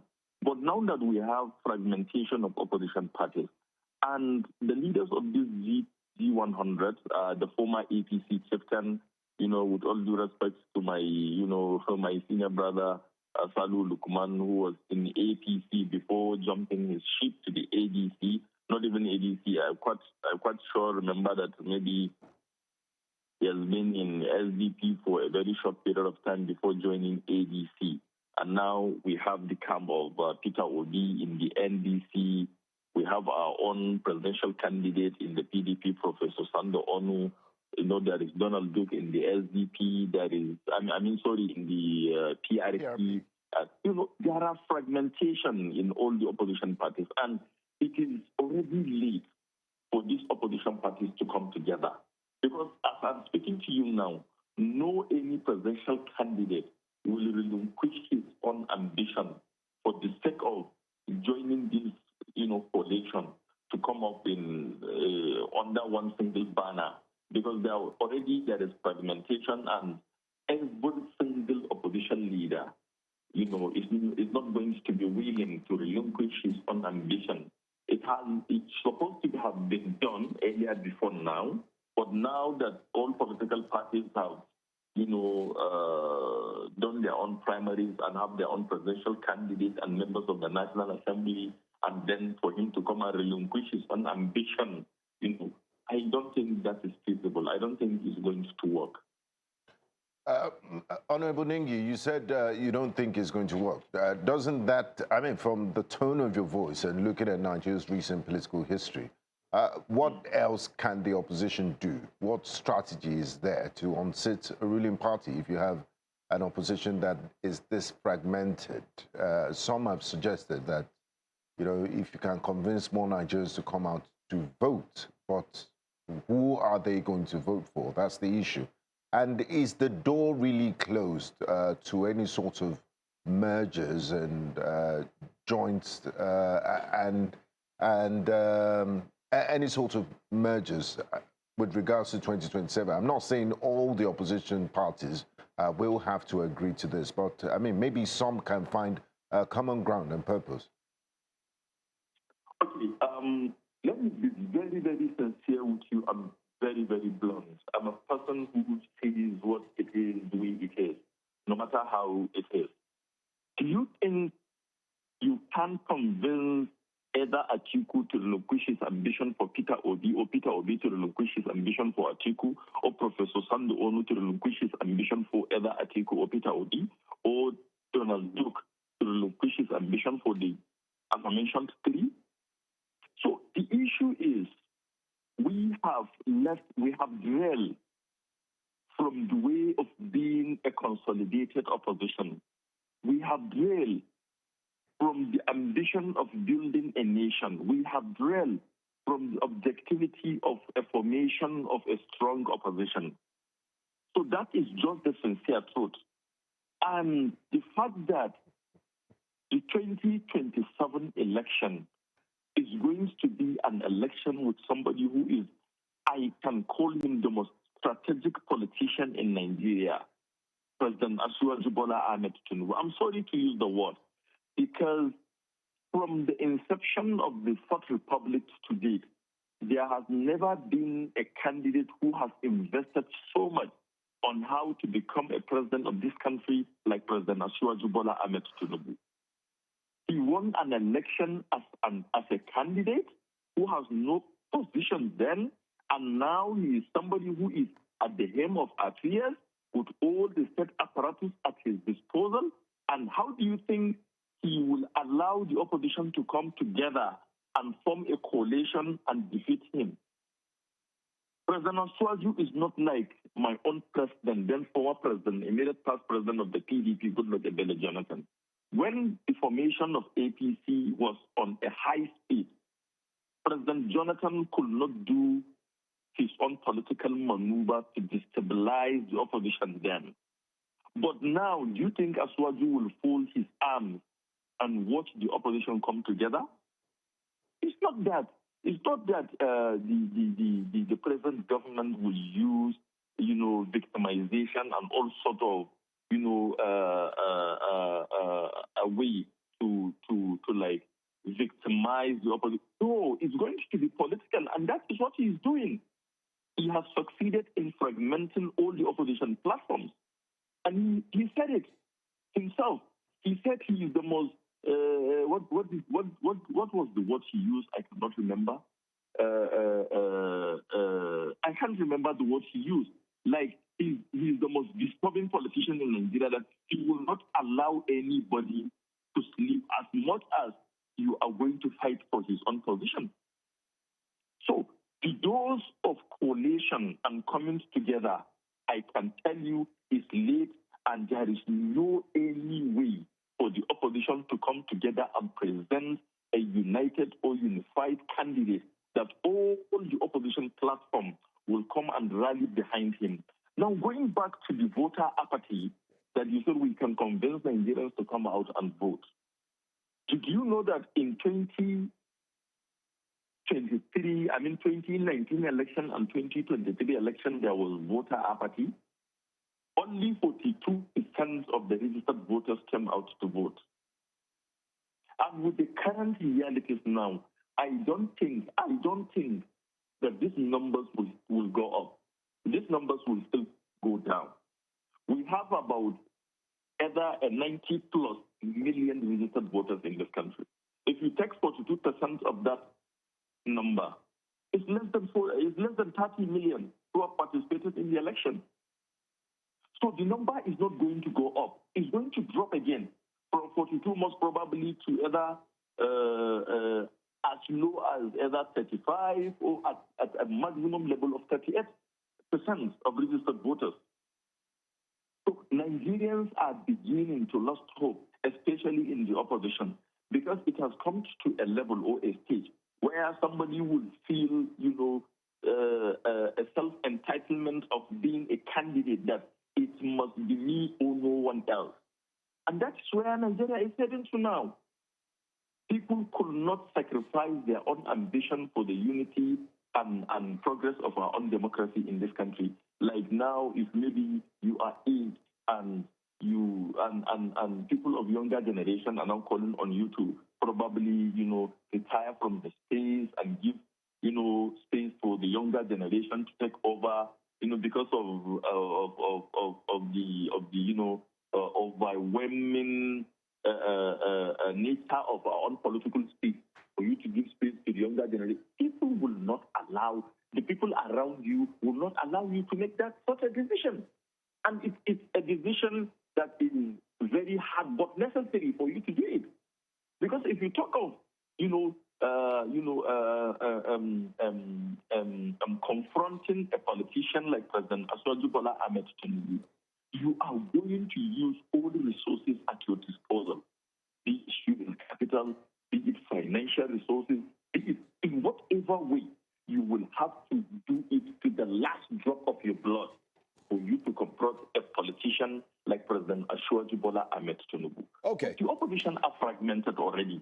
So I don't even see it possible when in less than 7 months to election or 8 months to election, His Excellency Peter Obi will resign from the opposition ADC. I've been saying this even during the formation of the coalition, that they are going to form a strong coalition to fight or defeat President Bola Tinubu. I laugh. I'm a very young man, but I have had the experience of this kind of, coalition of opposition parties. I knew deep down inside my heart that if this present generation would retire from the space and give space to a younger generation, I am telling you, there are a lot of sacrifices that people will make. Now, let me give you an example of myself. I was the serving senior special assistant in the government of Senator Bala Mohammed for almost 5 years, 6 months. But when Governor Bala Mohammed was making plans to move from PDP to another party, I now told myself that I will have to make a hard but necessary decision of resigning from the government because I cannot leave PDP. And I felt that PDP has given so much to this country that I must give my own contribution to see that PDP is getting out of the wood of all this crisis. And today, this PDP has rewarded me because of my commitment, because of my determination and dedication. PDP has rewarded me with a ticket of a member of the House of Representatives. And it is only left to God whether I'm going to win this election or not. So there are sacrifices that people will have to make. And I resigned from the government and I left. So you will have to make some sacrifices before you can achieve what you want to achieve in this country. Okay. All right. Yeah. Thank you so much for sharing that. We'll go on a quick break. When we come back, Mr. Jidojo will look at some of the implications for the opposition parties joining forces and trying to achieve what many have said will not be possible. But for our viewers, do want to stay with us. We'll be right back. All right, this conversation continues. I'm told we have other guests joining us to have this conversation. But just to quickly wrap up, We have just 20 seconds to wrap things up. Mr. Chidojo, let me come to you very quickly. Should this particular coalition, maybe that's what we'll call it, the G100, see the day of light, the light of day, I beg your pardon, what must be done? Should it eventually even happen? There will be an attempt, but what can be done is that they need to be mindful of what the law says. Section 31 of Electoral 2026 says if you want to withdraw from the race, you have up to 90 days to the election. So they have up until August 22 to actually withdraw from the race for anybody to be pressured to withdraw. Otherwise, it will be very difficult to say I'm stepping down for somebody when your party logo is going to be on ballot. So they need to make up their mind early enough. It's going to be a tough call, like my colleague from Bati said. They missed that opportunity after the Ibadan declaration, and they failed to unite to make that strong coalition against the ruling party. So, but it's not impossible. Everything, life is a risk. Politics is even a very risky game. If you're afraid of throwing a dice, you will never throw six. Bottom line is that they need to be very strategic. It's going to be a difficult one to ask Atiku Abubakar to step down, or for Peter Obi to step down, or for any of the 18 other candidates to step down, so that they can have a one united candidate against Asiwaju Bola Tinubu. Even if they succeed with that, will they also persuade the governors of those 31 states that belong to APC to work for them? Will they also be able to get those majority senators, House of Reps, State House of Assembly members who are in APC to now work for that coalition? How would they build the structure? What would be the negotiation? What will be, who will produce the presidential candidate? Who will now produce this running mate? Okay. Because that is part of the negotiation. Somebody will have to, out of the coalition, you have to pick who to be the candidate and then who will be the running mate. And then INEC must accept whoever they are proposing. Okay. So they have up until August 22, 90 days to the election. From what I read in the electorate, to make that decision. But it's going to be a very tough call. Thank you. Thank you so much, Mr. Chidojo, for joining us. And also, thank you, yes, for sharing your thoughts. Well, away from the first two guests who have spoken to us, let's still stick to the G100. Joining us as we discuss more on this is ADC spokesperson, Honorable Bolaji Abdullahi, and also, we'll be looking forward to have another guest join us to have this conversation. The G100 has urged opposition leaders to actually, unite behind a single presidential candidate. If you look at them, Benga was mentioning the names as well: PRP, ADC, APM, PDP, NDC, so many of them. Let me ask you, sir, does the ADC support this proposal? Do you think it's going to work? Well, thank you very much. The ADC is a product of a coalition.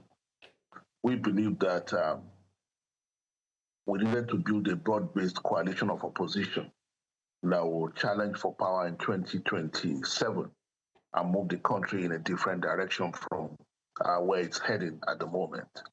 That work had been on for close to 2 years now.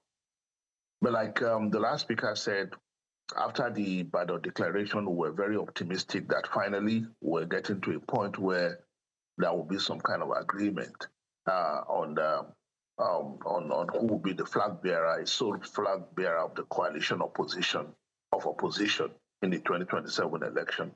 But politics happened. Things had not gone the way we expected.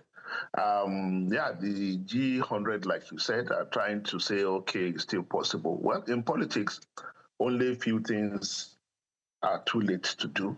As ADC, we are not opposed to a unified coalition of opposition. But whether it is feasible, given the journey we have traveled, is a different thing entirely. like the last speaker said, it's going to be extremely difficult, and we don't think that that is a necessary precondition to victory in 2027. That's the point of departure. Now, Dr. Abdullah, you did mention that your party started as a broad-based coalition, but as soon as the primaries were done, the Congress was done, we saw the departure of some heavyweights. How much damage, to use the word loosely, has it done to your prospects of unseating the ruling party? And also, the naysayers, to use that word also loosely, have been mentioning the things that are working against your candidate. They talk about the North and South dichotomy, the unwritten gentleman's agreement, and also his religious background. How do you plan to counter these narratives and convince Nigerians that Alhaji Atiku Abubakar is actually the best candidate for this? Well, I mean, we don't think of it that way, because we believe the country today is faced with a serious existential challenge, and the most important thing for us is how do we take this country back to the path of progress, because the consensus today is that Nigeria is not where it should be, and that's the point that some religious leaders last week, the Catholic leaders, went to tell the president that if anyone is telling you that things are going in the right direction, they are deceiving you. Unfortunately, the presidency responded by attacking the Catholic Church. So for us, this is the more important thing. When you say gentleman agreement, I don't know where the agreement came from. Yeah, I don't even know even if you describe it as a convention, I don't know when it started. It was just an arrangement, to the best of my knowledge, and I've been around for over 20 years in politics in Nigeria. So I know that it was just a PDP arrangement. It wasn't like a general political consensus. And because PDP had been in power for such a long time, they were in power for 16 years. So their practice sort of became the kind of what people consider to be a general political arrangement rather than a political parties arrangement. Don't forget there was a time that PDP was boasting that they will rule for 80 years. Perhaps if that had happened, maybe that would have become a kind of established convention. But it's not a political convention in Nigeria, it's a PDP convention. Having said that, yeah, perhaps it's convenient to do that, given that the nature of our country. But where we have found ourselves today, we feel that as a party, what is more important is that we need to produce a candidate that is capable of defeating President Bola Tinubu in 2027. And we are convinced that Alhaji Atiku Abubakar is that candidate that can defeat President Bola Tinubu in 2027. And we feel that any other thing is secondary, because whoever takes power in 2027, whether it's Alhaji Atiku Abubakar, we believe it will be Alhaji Atiku Abubakar. But anyone else that takes power in 2029, apart from President Bola Tinubu, the period 2027 to 2031, we believe is going to be a transition period. It's going to be a transition period to reset the country, because what has happened to this country in the last 4 years is almost unimaginable. So we can then sit down and begin to ask ourselves. I mean, there are all kinds of considerations that can speak to the situations in the country, political arrangement. We can then begin to sit down to say, how do we want to arrange? Because if you say North and South, for example, this North and South thing, some people will ask you, whose South are you talking about? It's South, because each time the presidency moves to the South, it tends to be Southwest. What about the Southeast? And South got it only by accident because President Yaradua died and his VP took over. So when you say South, who's South? And even for us in the North, I'm from the North Central. So when you say it goes back to the North, we ask you who's North, because each time it goes to the North, it tends to be South, to be Northwest. So those conversations need to happen. With those of us who are in North Central are particularly concerned that I'm from Kwara State, where I'm Yoruba speaking. When you say when the North needs me, I'm part of the North. When I need the North, then I'm not North enough. So these are significant conversations that need to happen. So it's simplistic to just reduce this thing, and because when you look at this from this large north-south thing, you overlook the deeper issues, the internal dynamics that continue to cement the marginalization of a significant part of the population in both regions. So Nigeria can sit down after 2027 to begin to say, let's have a conversation about how do we truly want to rotate, if it's rotation we want to talk about. So I personally feel the argument about North-South as extremely dubious, because if it is a turn of the South, then let another part of the South take it. Let Southeast take it if it's the South, because Southeast have never produced a president. So to continue to say it's the South is dubious argument. So for us at this point where we are, is that we need to produce a candidate that is capable of defeating President Bola Tinubu. President Bola Tinubu has said it repeatedly, he will do whatever it takes to keep power. I personally think that it's unpresidential to speak like that, but that's to tell you that the challenge ahead will be tough, will be bumpy.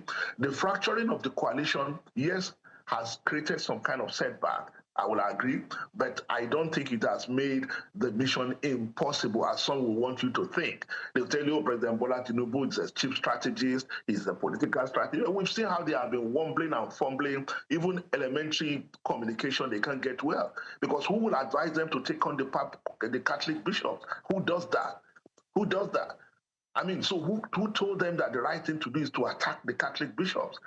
I mean, you think that there's nobody in that place that can say, shut up, just man it up, keep quiet and let this pass. So when you say they are political strategies, maybe those who knew President Bola Tinubu way back knew what he could do, but now he's not the same president. He's not the same president. I listened to him in that meeting with the Catholic bishops, and honestly, I felt very bad because that's not President Bola Tinubu that everyone used to know. Even the way he speaks, his articulation. So a lot of things have changed. So we believe that 2027, President Bola Tinubu will be defeated and Alhaji Atiku Abubakar will become the president of Nigeria. Okay, I mean, your optimism, they will say, sparks so much fire, even to the point that they say the ADC could be in dreamland, that it won't be possible. But you're saying that it's possible and you're certain. But what if the tables turn? What we simply mean here is, what if your principal is now told to be the one to step down? Will that be something to think about? I'm being honest with you. And that's why I say I don't see this working, because it's something that had been attempted in the past. I mean, in the last 2 years, we've not done nothing but try to build a coalition. But I think, for me, I mean, I can be optimistic and say, well, it's never too late. Yeah, maybe it's never too late. This election is going to be the 2027 election is going to be a three-horse race. It would have been easier, significantly easier, if we had been able to hold the coalition together, which was what Nigerians expected of us. But politics is politics. Politics is about contending interests.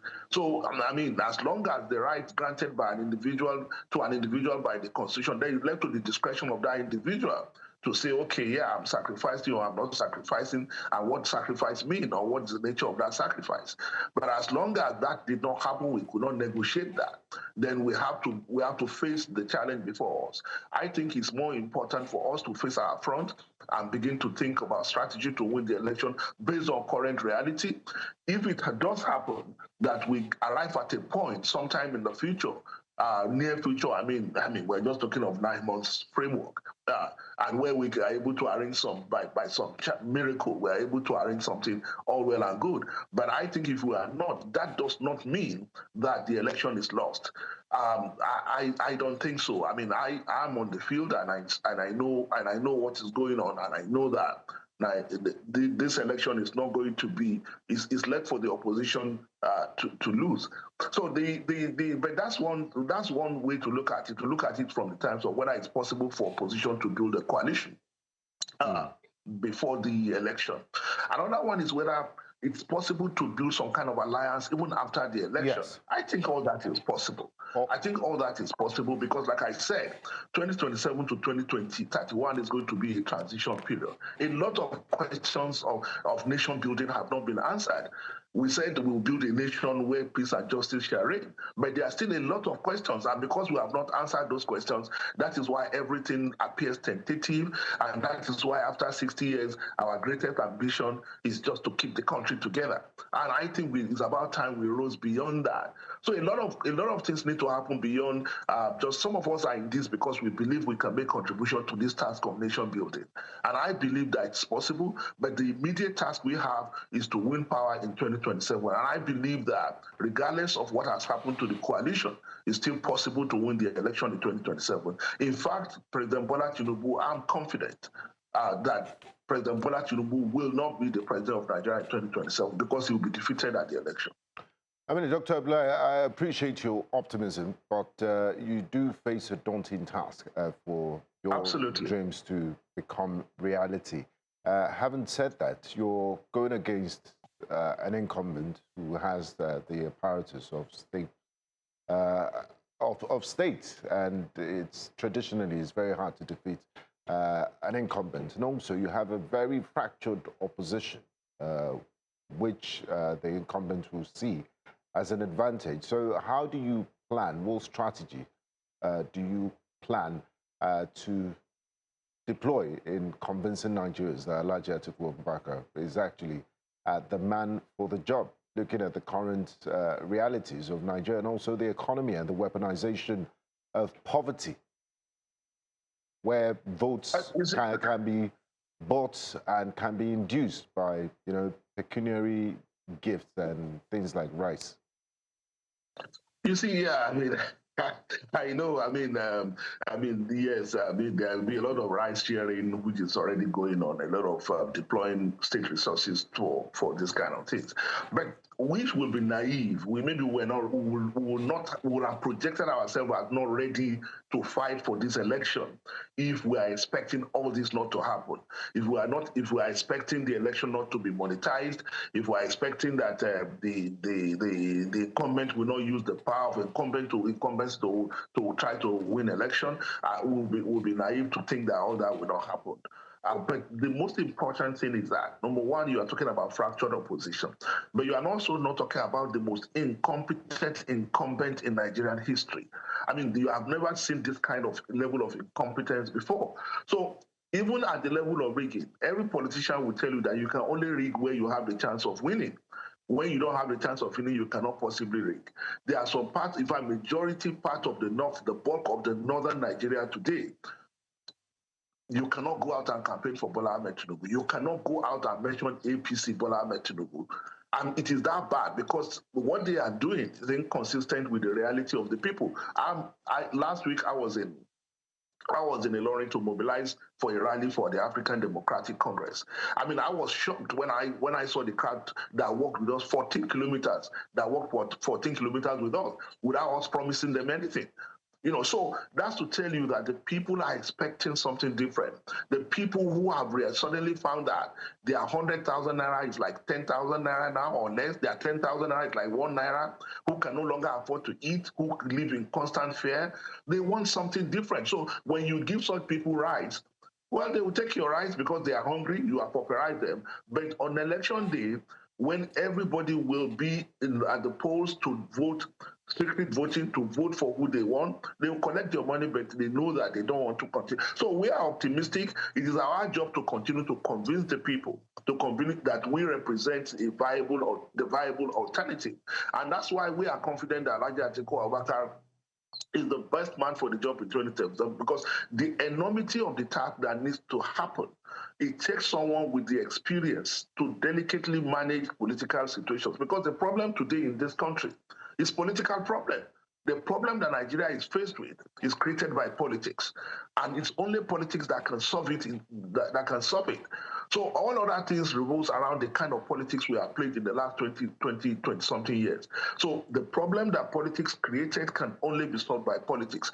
And today, the most politically experienced individual in this country today in terms of being a government, in terms of it's Alhaji Atiku Abubakar. So it's our responsibility to continue to show Nigerians, to convince Nigerians that, look, Nigeria is in a delicate place, and you need someone with the dexterity to maneuver around the delicate issues and to steer Nigeria in the right direction. Alhaji Atiku is not hiding it. He said, look, I will be here for 4 years, and I'm going to do what needs to be done to lay a solid foundation. I mean, when Mandela came out of prison, were there no younger people that could run the country? There were younger people, but the South African nation realized at that time that you needed someone of that moral status, one of that pedigree, to actually that can impose his authority on the nation to hold the country together and set a foundation. Then after 4 years, he said, look, the younger people should continue. So we don't think that Atiku Abubakar's age is a disadvantage. We actually think that his age is an asset, given the situation that we are in now. His age, his experience, his pedigree is an asset to where the country is now. So we don't think it's not just blind optimism. No, we know what this government is capable of doing, and it's not going to be easy because despite the situation in the country, there are people who they will tell you that this is the best moment of their life because they are making merry like Christmas, while the rest of the country is suffering. So they won't give up easily. They won't give up easily. So they will fight. They will deploy resources to continue to maintain the benefits and the privileges that they enjoy. But the rest of the country is not with them. Thank you so much, Dr. Bolaji Abdullahi. Always a pleasure speaking with you. We do appreciate your insight, and we'll definitely look forward to speaking with you more as campaign is set to begin. Thank you once again. Thank you very much. Always a pleasure. Thank you. You're watching Breakfast Central. We'll go on a quick break, and when we return, it will be time for Breakfast Headlines. Hello, welcome to Breakfast Headlines. I am Benga Borowa. The presidency has set a 7-week deadline for drafting the proposed state police bill, marking another major step in efforts to overhaul Nigeria's policing system. The chairman of the Presidential Working Group on the National Policing Bill, Femi Gbajabiamila, says the executive bill will be ready for President Bola Tinubu's review by September the 3rd. He says administrative and technical work on the legislation is already underway following the committee's inauguration in July. Gbajabiamila says once the president approves the draft, it will undergo nationwide consultations before being revised and formally transmitted to the National Assembly. He insists the timeline, which runs until September the 14th, is ambitious but designed to ensure a thorough and credible legal framework for the proposed state police system.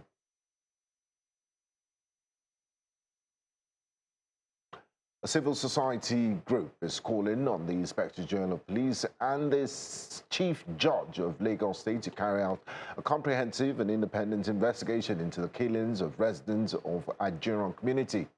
Police have since arrested suspects, including Tajuddin Akombi, who is said to be linked to the murder. The group says that while Tajuddin Akombi is facing trial, everyone whose name has been repeatedly mentioned in connection with the case should also be investigated and prosecuted where there is sufficient evidence.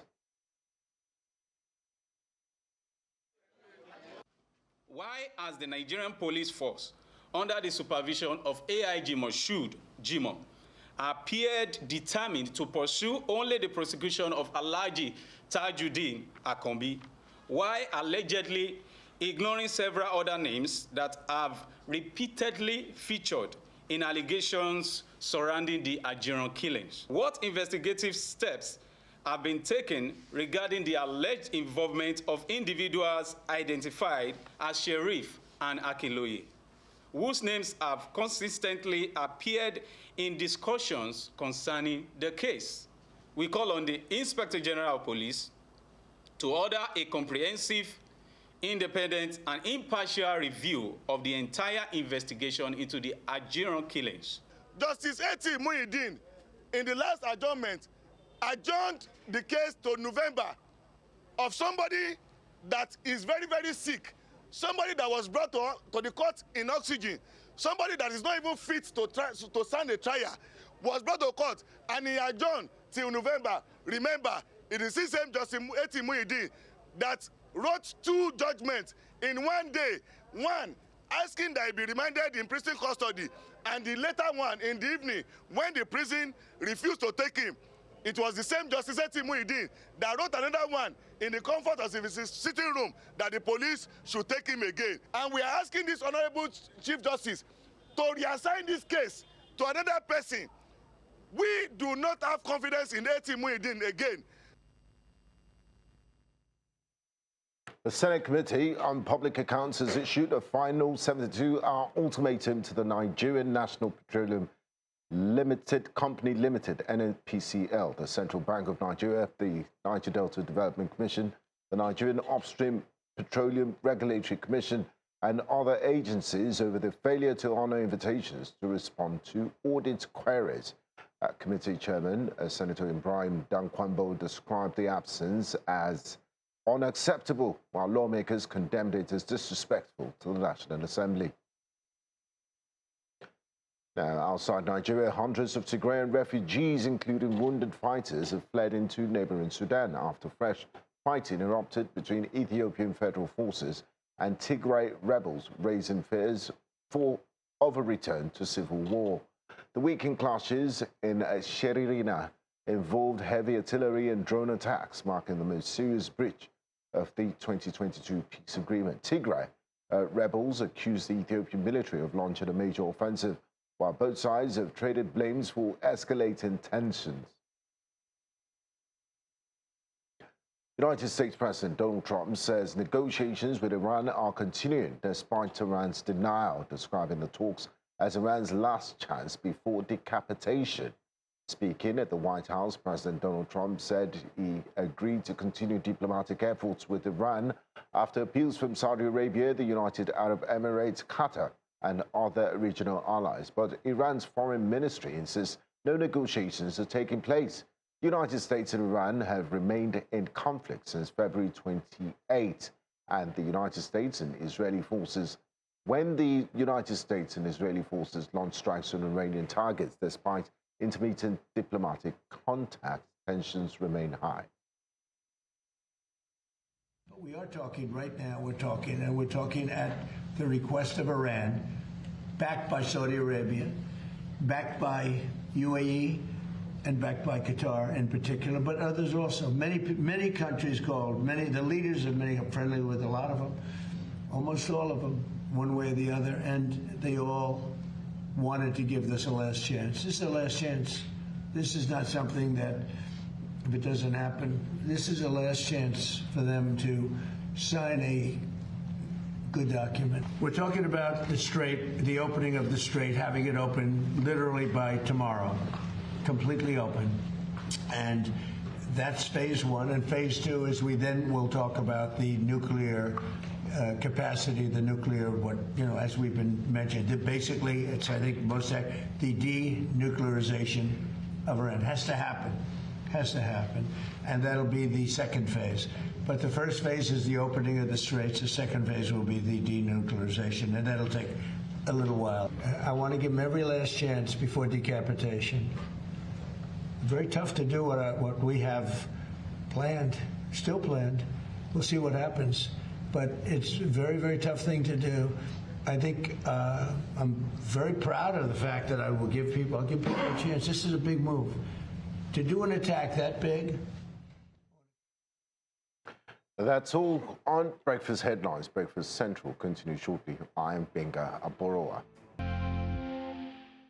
Welcome back to Breakfast Central. Let's bring you the front pages of the papers to expertly analyze what the top stories on the front pages of the paper are saying this morning. Is a seasoned global affairs analyst, a public speaker of repute, globally renowned, a politician. And a journalist. Dotun Ojon. In the studio with us. Only for me. Only for you. And a father of beautiful Please, where is the bell? We did show without bell. We don't want that. Somebody is trying to Something move has been feeling incomplete today. Maybe they are trying to sabotage us. They want to sabotage this. Morning, Mr. Dr. John. It's great to have you here. Yeah. It's a very cold morning in Lagos. Lagos is giving me London vibes this year. You know our London sister said. Yeah. Wow. It's just that the streets of London are neater. But we'll get there someday. Someday, someday. Okay, let's get into the papers this morning. And the front page, let's start with Al Jazeera newspaper. On the front page of the Al Jazeera newspaper this morning, the big story is State Police, federal government fixes date for consultations. As process of developing framework for implementation commences 2027, APC needs presidential campaign DG with national appeal, says group. We also have still on the front page, abducted Kebbi High Court judge regains freedom. Oof. Osun gubernatorial elections, APC people with disabilities mobilize support for August 15th D-Day. Alleged murder, troops exhume remains of community leader in Imo. What are these stories, my goodness? Kaduna government, UNICEF train local government chairman on financial management. Wike moves to resuscitate Life Camp Recreational Park. Is it? For Abuja residents, it's nice. NNPC unveils new petrol price. Please, what's the new petrol price? I beg, let us unveil it now, please. What are they unveiling? What are they unveiling? We'll come to check what the new petrol price is. That new petrol price is not less than 1,000 naira. We are not interested. We're not interested. Okay. Still on the front page, most painful experience at JAMB was seeing parents organize exam malpractice. In fact, let's start with that one. Yes, and I'm sure Mr. Ojon has a lot to say on that. Yes. Especially the erasure of morals and principles in our society. That's what leads to this sort of thing. Okay, so my first major contact with ugly parental behavior was when I started what I call Campaign for Patriotism in 2008. And that led to Leadership for Student Initiative. The idea was just to allow parents to leave their children to live. It's very important. And is that not dangerous? You leave children to their own devices? No, not devices. When you continue to want to corner them and give them a certain direction against their own wish, then it could be counterproductive. We've seen a situation where people, especially in rural communities, where parents will line up very close to the exam hall and they're trying to snuff in the answer results to the answers to the class. And it's very painful. In fact, we've also gone to a point now, and that's why I am of the opinion that many of the universities, especially the private ones, should actually be, I don't want to use the word regulated, should be looked into. But what causes, sorry to interrupt you, Yeah. what could, I'm just trying to imagine my parents assisting me in cheating, which would never happen. So what can lead to that sort of behavior? Is it that they don't trust their ability? Because you've paid school fees from JS1 to SS3. You've been buying books for them. They've been studying. Some of these students even have lesson teachers come to the house to teach them. So why don't you believe in their ability to pass on their own merit? Why do they need AI? So I actually think it's the fear Cheating assistant. I think also it's the fear of either classism or what the community will say. I wrote JAMB 3 times. Damn. Yes, nobody. A whole you. I wrote JAMB 3 times. Nobody, in fact, nobody ever crucified me in the house because my father is an educationist. He knew that I needed, in fact, I spent about 3 years to get only mathematics. He never followed me to class. He just believed that once you keep writing, there was no any kind of stigma on me as a person. But most of the parents now are competing with their neighbor. That's it. They do not want, you understand, they do not want a situation where 3 kids will write JAMB and it will now be their own that didn't make it to school. It's quite unfortunate. And I think that's where the community has actually pushed us. So until we get to a point that we understand that every child is differently gifted. In fact, a child who does not make it through JAMB today can actually make it with a first class tomorrow. One of the greatest benefits I've got, because I wanted to read political science, one of the greatest benefits I got from my parents was the ability to choose between what I really wanted and what was available. What was available then was, oh yeah, go into the university, just enter. Maybe you can but change of course, yes, you can change and all of that. But my father was actually patient and he understood the fact. Maybe he also went through the same part. He never told me how many times he wrote exam. but the community was actually patient with me to become what I really wanted to What did you eventually study? I studied mass comm. Okay. I studied mass communication, and it was actually a product of the fact that my father had a meeting with me one day and said, with this your political science, what do you want to become? I said, I wanted to become a political correspondent. So he said, oh, okay, it's going to be better for you to actually go study mass communication. And when you come back, you can actually get those political experiences outside. And today, I mean, to God be the glory. So I think it's the pressure of the community. I wanted to talk about my experience in a university that I cannot mention. Do you know that people made first class in that university because they paid their way through? Yeah. And it was very... That won't be surprising. And it was very glaring, yes. And we could mention one or two names of people who said they came out with a first class. And you're wondering, how did you do it? But this one, that maybe they were 2-1 and they used... Not like anyone is good, but they use money to augment themselves into first class, so it's complete olodo. It may not be complete olodo, but the fact that you are even using money to augment yourself, yes, actually puts a question mark on the university structure and the integrity of the yes. And that's one thing you can tell. You can talk about this. The former JAMB registrar from Uni Ilorin, he's been consistent on the path of integrity, and he actually. He was able to lead JAMB with that kind of integrity. If not, maybe we will not be talking about what we are talking today. Of course. And I think that the new man will also take it a step further. Okay, just to appeal to parents, you're not doing your children, you're not doing them good, you're not doing them a favor, and you can't be criticizing Nigerian politicians when you're the one paying for special centers, helping them to get yellow paper. I remember when I was writing JAMB, my dad said to me, if you fail JAMB, you write it again, no? Yeah. Yes. And this is someone that's a lecturer in university. He said, I am not going to ridicule myself by going to anybody's office to go and be begging them. Yeah. You know, so I knew that I had no choice. When I finished my JAMB, it was time for post-UME. I think I was the second set of, or the first or second set that began post-UME. When they started it, he said, as usual, you better meet the cutoff, because if you don't meet the cutoff, I will not go somewhere to go and beg. So he checked. Because the first list came out and my name wasn't there. So then he went to go and check my score. He warned me before going to check to say, if you don't meet the cutoff, you're not going. It turns out when I went there, I was now the second highest in my... Wow. Yeah, you know, I mean, intelligence runs... It really shows. It do show. That was what gave him the mind to say, okay, I'm going to go and see them and ask why your name isn't out on the list. What he said from the jump. And I think parents should take more firmer stances. It's hard. It's hard to see your child not do well. But what is worse is them cushioning them from the effect of reality and making them not, if they fail, let them repeat. You can't cheat your way to and at the end of the day, and I'm happy you used, I mean, kudos to you for using yourself as an example, that you mentioned your university background and how you go into university. But what about primary and secondary school? Is it nil-nil? No. Is it dash? My certificate is not missing. Like, well, you can ask. I have primary school mates that I went to. I can name all of them. They can name me. On this very important, because this is actually a very important conversation, the Deputy Governor of Lagos State had come out to say that the society is indirectly breeding broken children, in the sense that he now cited an example of how he... but what is he doing about it? Of course. And the Agbero Menace. Do not replace the responsibility of parent with that of government. The mistake we are making is that people keep pushing their kids to school thinking that teachers will fix them. But traditionally, the first institution of socialization is actually the family. So what we are saying is that... Agbero problem that has reared its ugly head now, that is now becoming a major problem.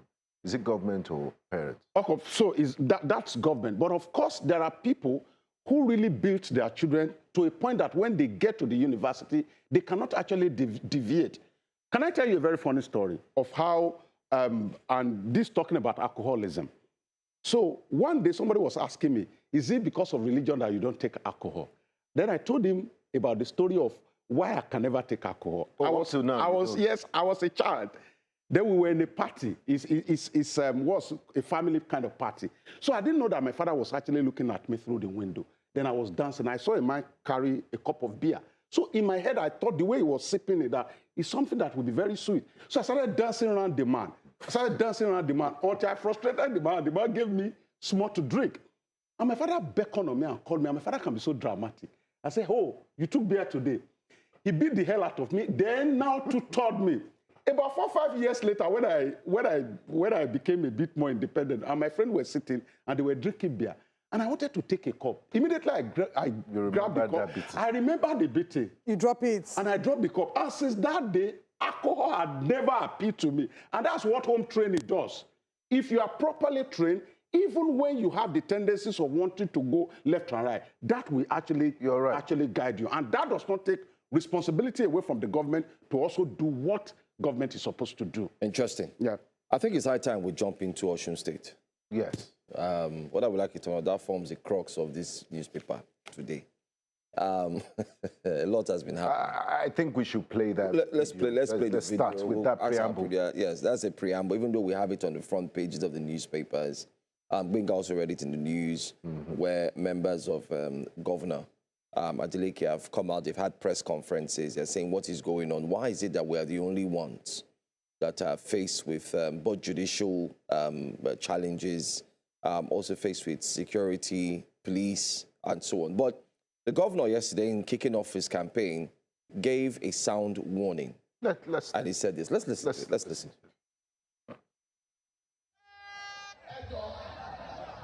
President Bola Tinubu, nǹkan tó máa ń ṣẹlẹ̀ lóṣù tẹ́ ẹ̀ dá sí. Nǹkan tó ń ṣẹlẹ̀ láti ní Ọ̀ṣun, President Tinubu ní ilẹ̀ Yorùbá ní Ọ̀ṣun, wọ́n ń pa àwọn èèyàn wa. Ẹ̀yin ni President, ẹ̀yin ni bàbá gbogbo wa o. Wọ́n ń pa àwọn èèyàn wa o. Ọ̀ṣun, wọ́n ti sọ wípé àwọn ò ní gba lígì ní o. Kò ní sí lígì ní Ọ̀ṣun o. Ẹ̀rọ ti tó ṣẹlẹ̀ ní 1983. Ilẹ̀ Yorùbá ló ti bẹ̀rẹ̀ o. Àti ní Oǹdó tó yọ Bọ́lá Gèjẹ́, tó yọ bàbá wa Jásí jẹ́, ẹ̀rọ tó ṣẹlẹ̀ o. Ọ̀ṣun ò ní gbà o. We want free and fair election. That's it. President Tinubu, I'm passing this message to you. Kí lẹ fẹ́ kí Ọ̀ṣun ṣe? Àdìgbé àti ẹ̀dọ́sì yìí kí ló dé? Kí ló dé? Kí wọ́n fi pa wá? Kí ló dé? Kí wọ́n fi kọ́ ọmọ Yorùbá? Àwọn ọlọ́pàá ti wà compromise. Ẹ jẹ́ kí wọ́n máa wá sí bọ́dà wa. Àwọn kidnappers wà bẹ́ẹ̀ lọ bá wọn. Àwọn tó jí ọ̀bẹ, President Tinubu wọn ń fi àsìkò yìí sọ fún yín. Ẹ má sọ pé mi ò pariwo. I am the chief security officer of Osun State. President Tinubu, I am passing this message to you.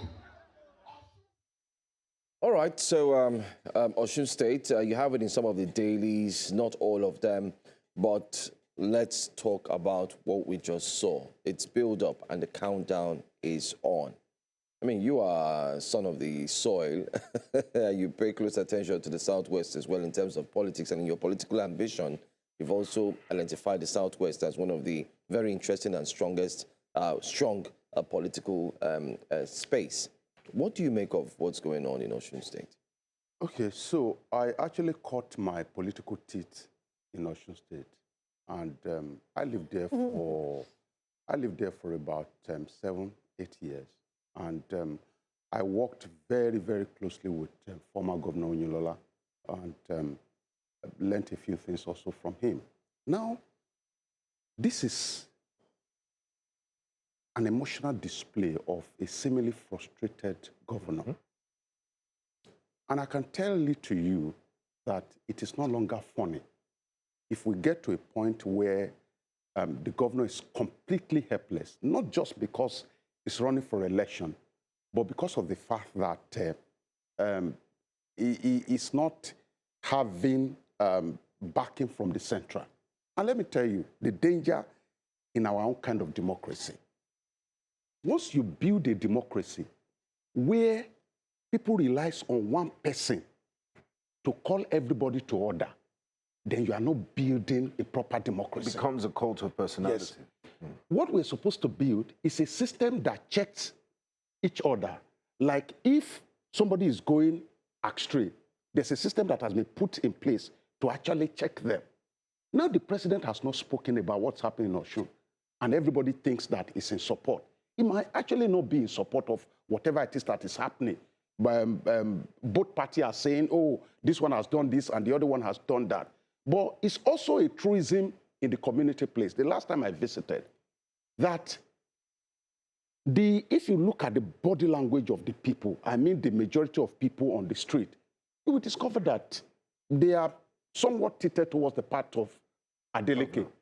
But again, you know, I was sitting here and I said, whenever there's a contest between the people and the politics of the land, that the politics of the land always prevails in the case of Rivers State.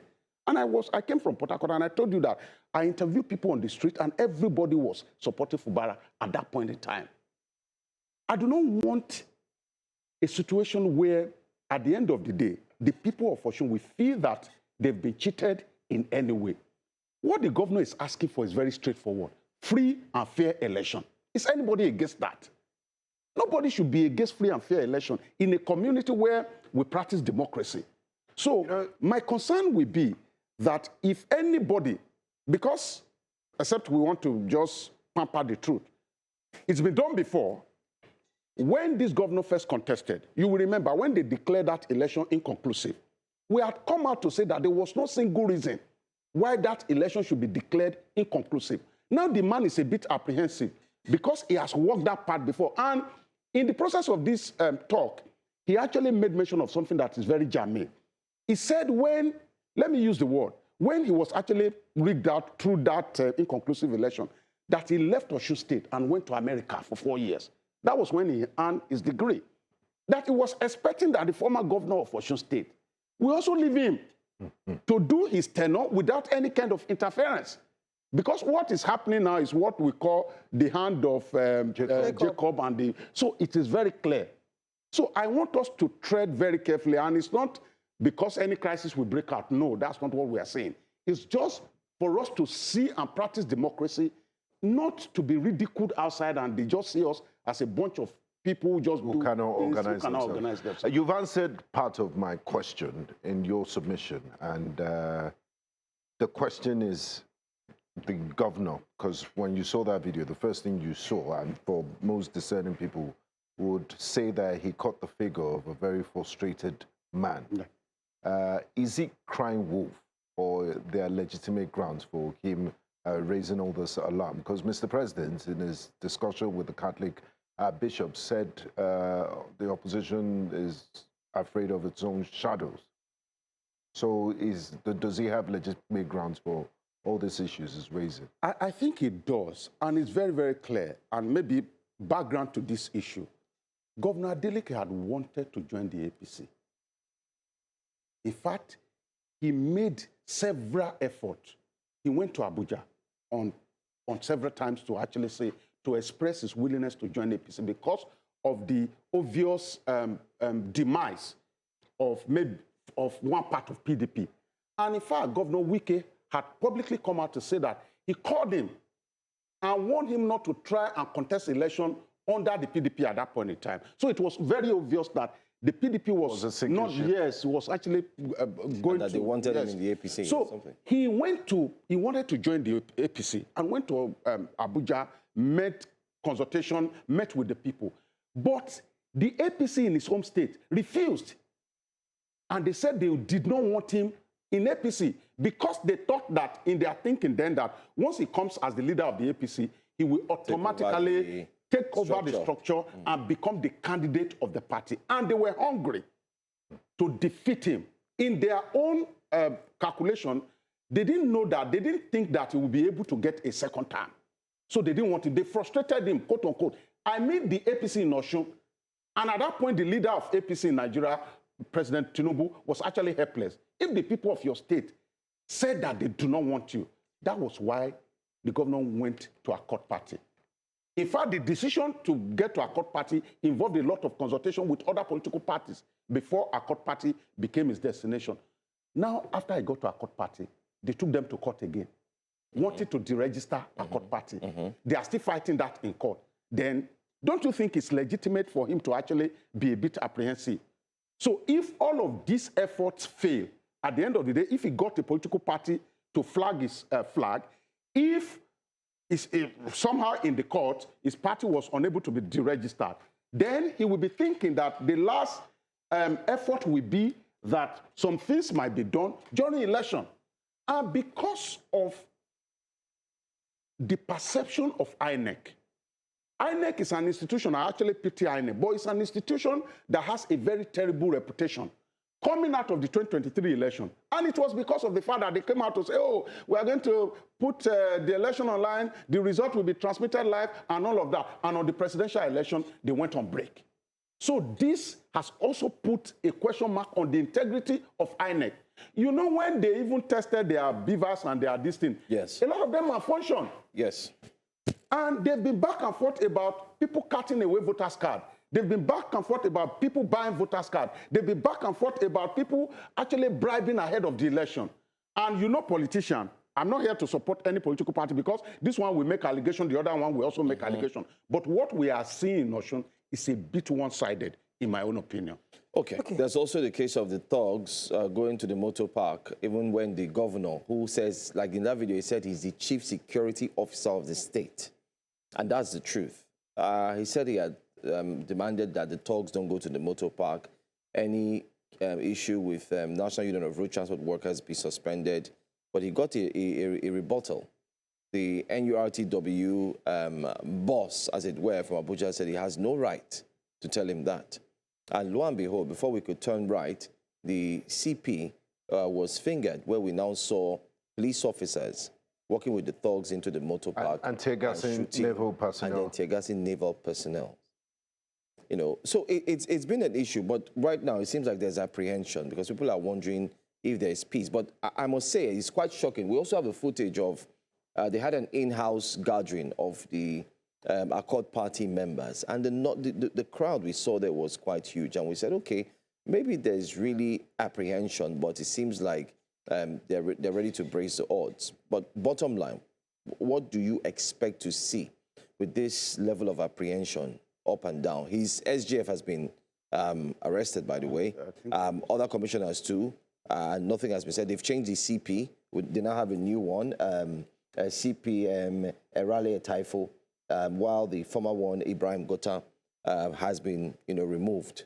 Okay, so he was actually not removed. He was actually... He was moved. He was, yes, he was redeployed to... So the intention of that was that he will not supervise the elections. But after the election, he will actually be coming back. He might be coming back. Yeah. Let's He's still handling some issues, special duties or something. And that's why I say that. What do you expect a sitting governor to do if a particular organization, association, is partisan? NURTW is extremely partisan. And how do you know a partisan organization? We know that. I mean, they just to look at the leadership of this thing and look at the political party they teach toward. And don't forget that these are the same set of people that INEC will use to distribute election Absolutely. material. So now, when you're using a partisan group of people to distribute election material on the day of election, there's already a question mark on the credibility of that election. Why can't we use why can't we use an independent transport organization? I mean, you have many of them. They say the logistics, the cost. No, but it also costs them logistics. Yeah, they pay, it's not free. It's also embedded on INEC's, if you check INEC's budget, it's there. But you have independent transport companies. There are many. In the Nigerian setting. And they're all digitized. They've been doing it since the past. And Sanity is doing the same thing over and over. And they're all digitized. You can find them on. They have apps. For off-circle elections, there's no reason you want to give to use NURTW for off-circle elections. For national election, you may say, oh, because those people don't have enough and all of this. But for off-circle election, it's just talking to one of them in Yaba here or Jibowu. That's what I'm saying. I don't want to mention their names. Yes, there are many. You just bring them they have on apps. board. But as long as you continue to use partisan organization and union to distribute sensitive election material, man, we don't look serious. I don't know why this conversation it's looking so somehow. unserious. So you do not want the governor, you do not expect the governor to now fold his arms and be looking. And this is one of the biggest stories also on the newspaper. This is why a lot of people are now speaking against the issue of state police. Because if the governor too had had access to state policing structure, maybe he too will now deploy as the chief security officer. Federal police versus state police. It's now fire for fire.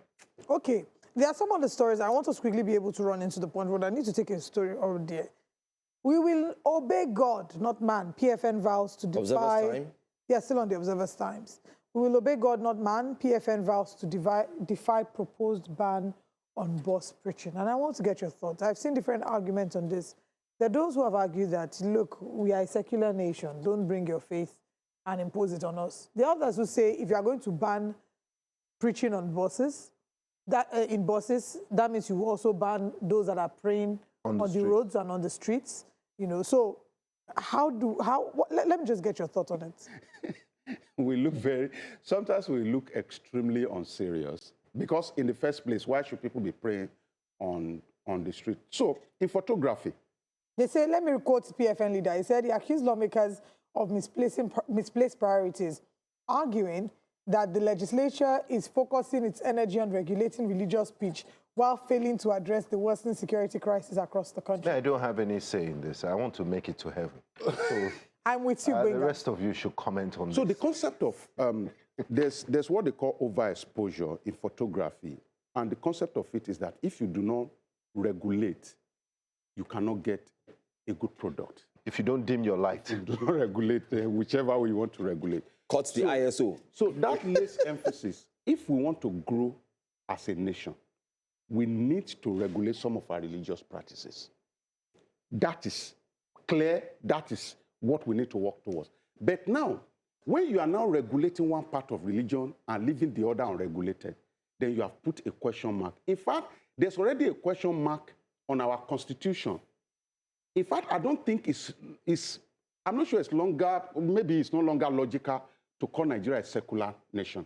Because if you have in your constitution the mention of some certain, or if some certain religion can actually make their own kind of law.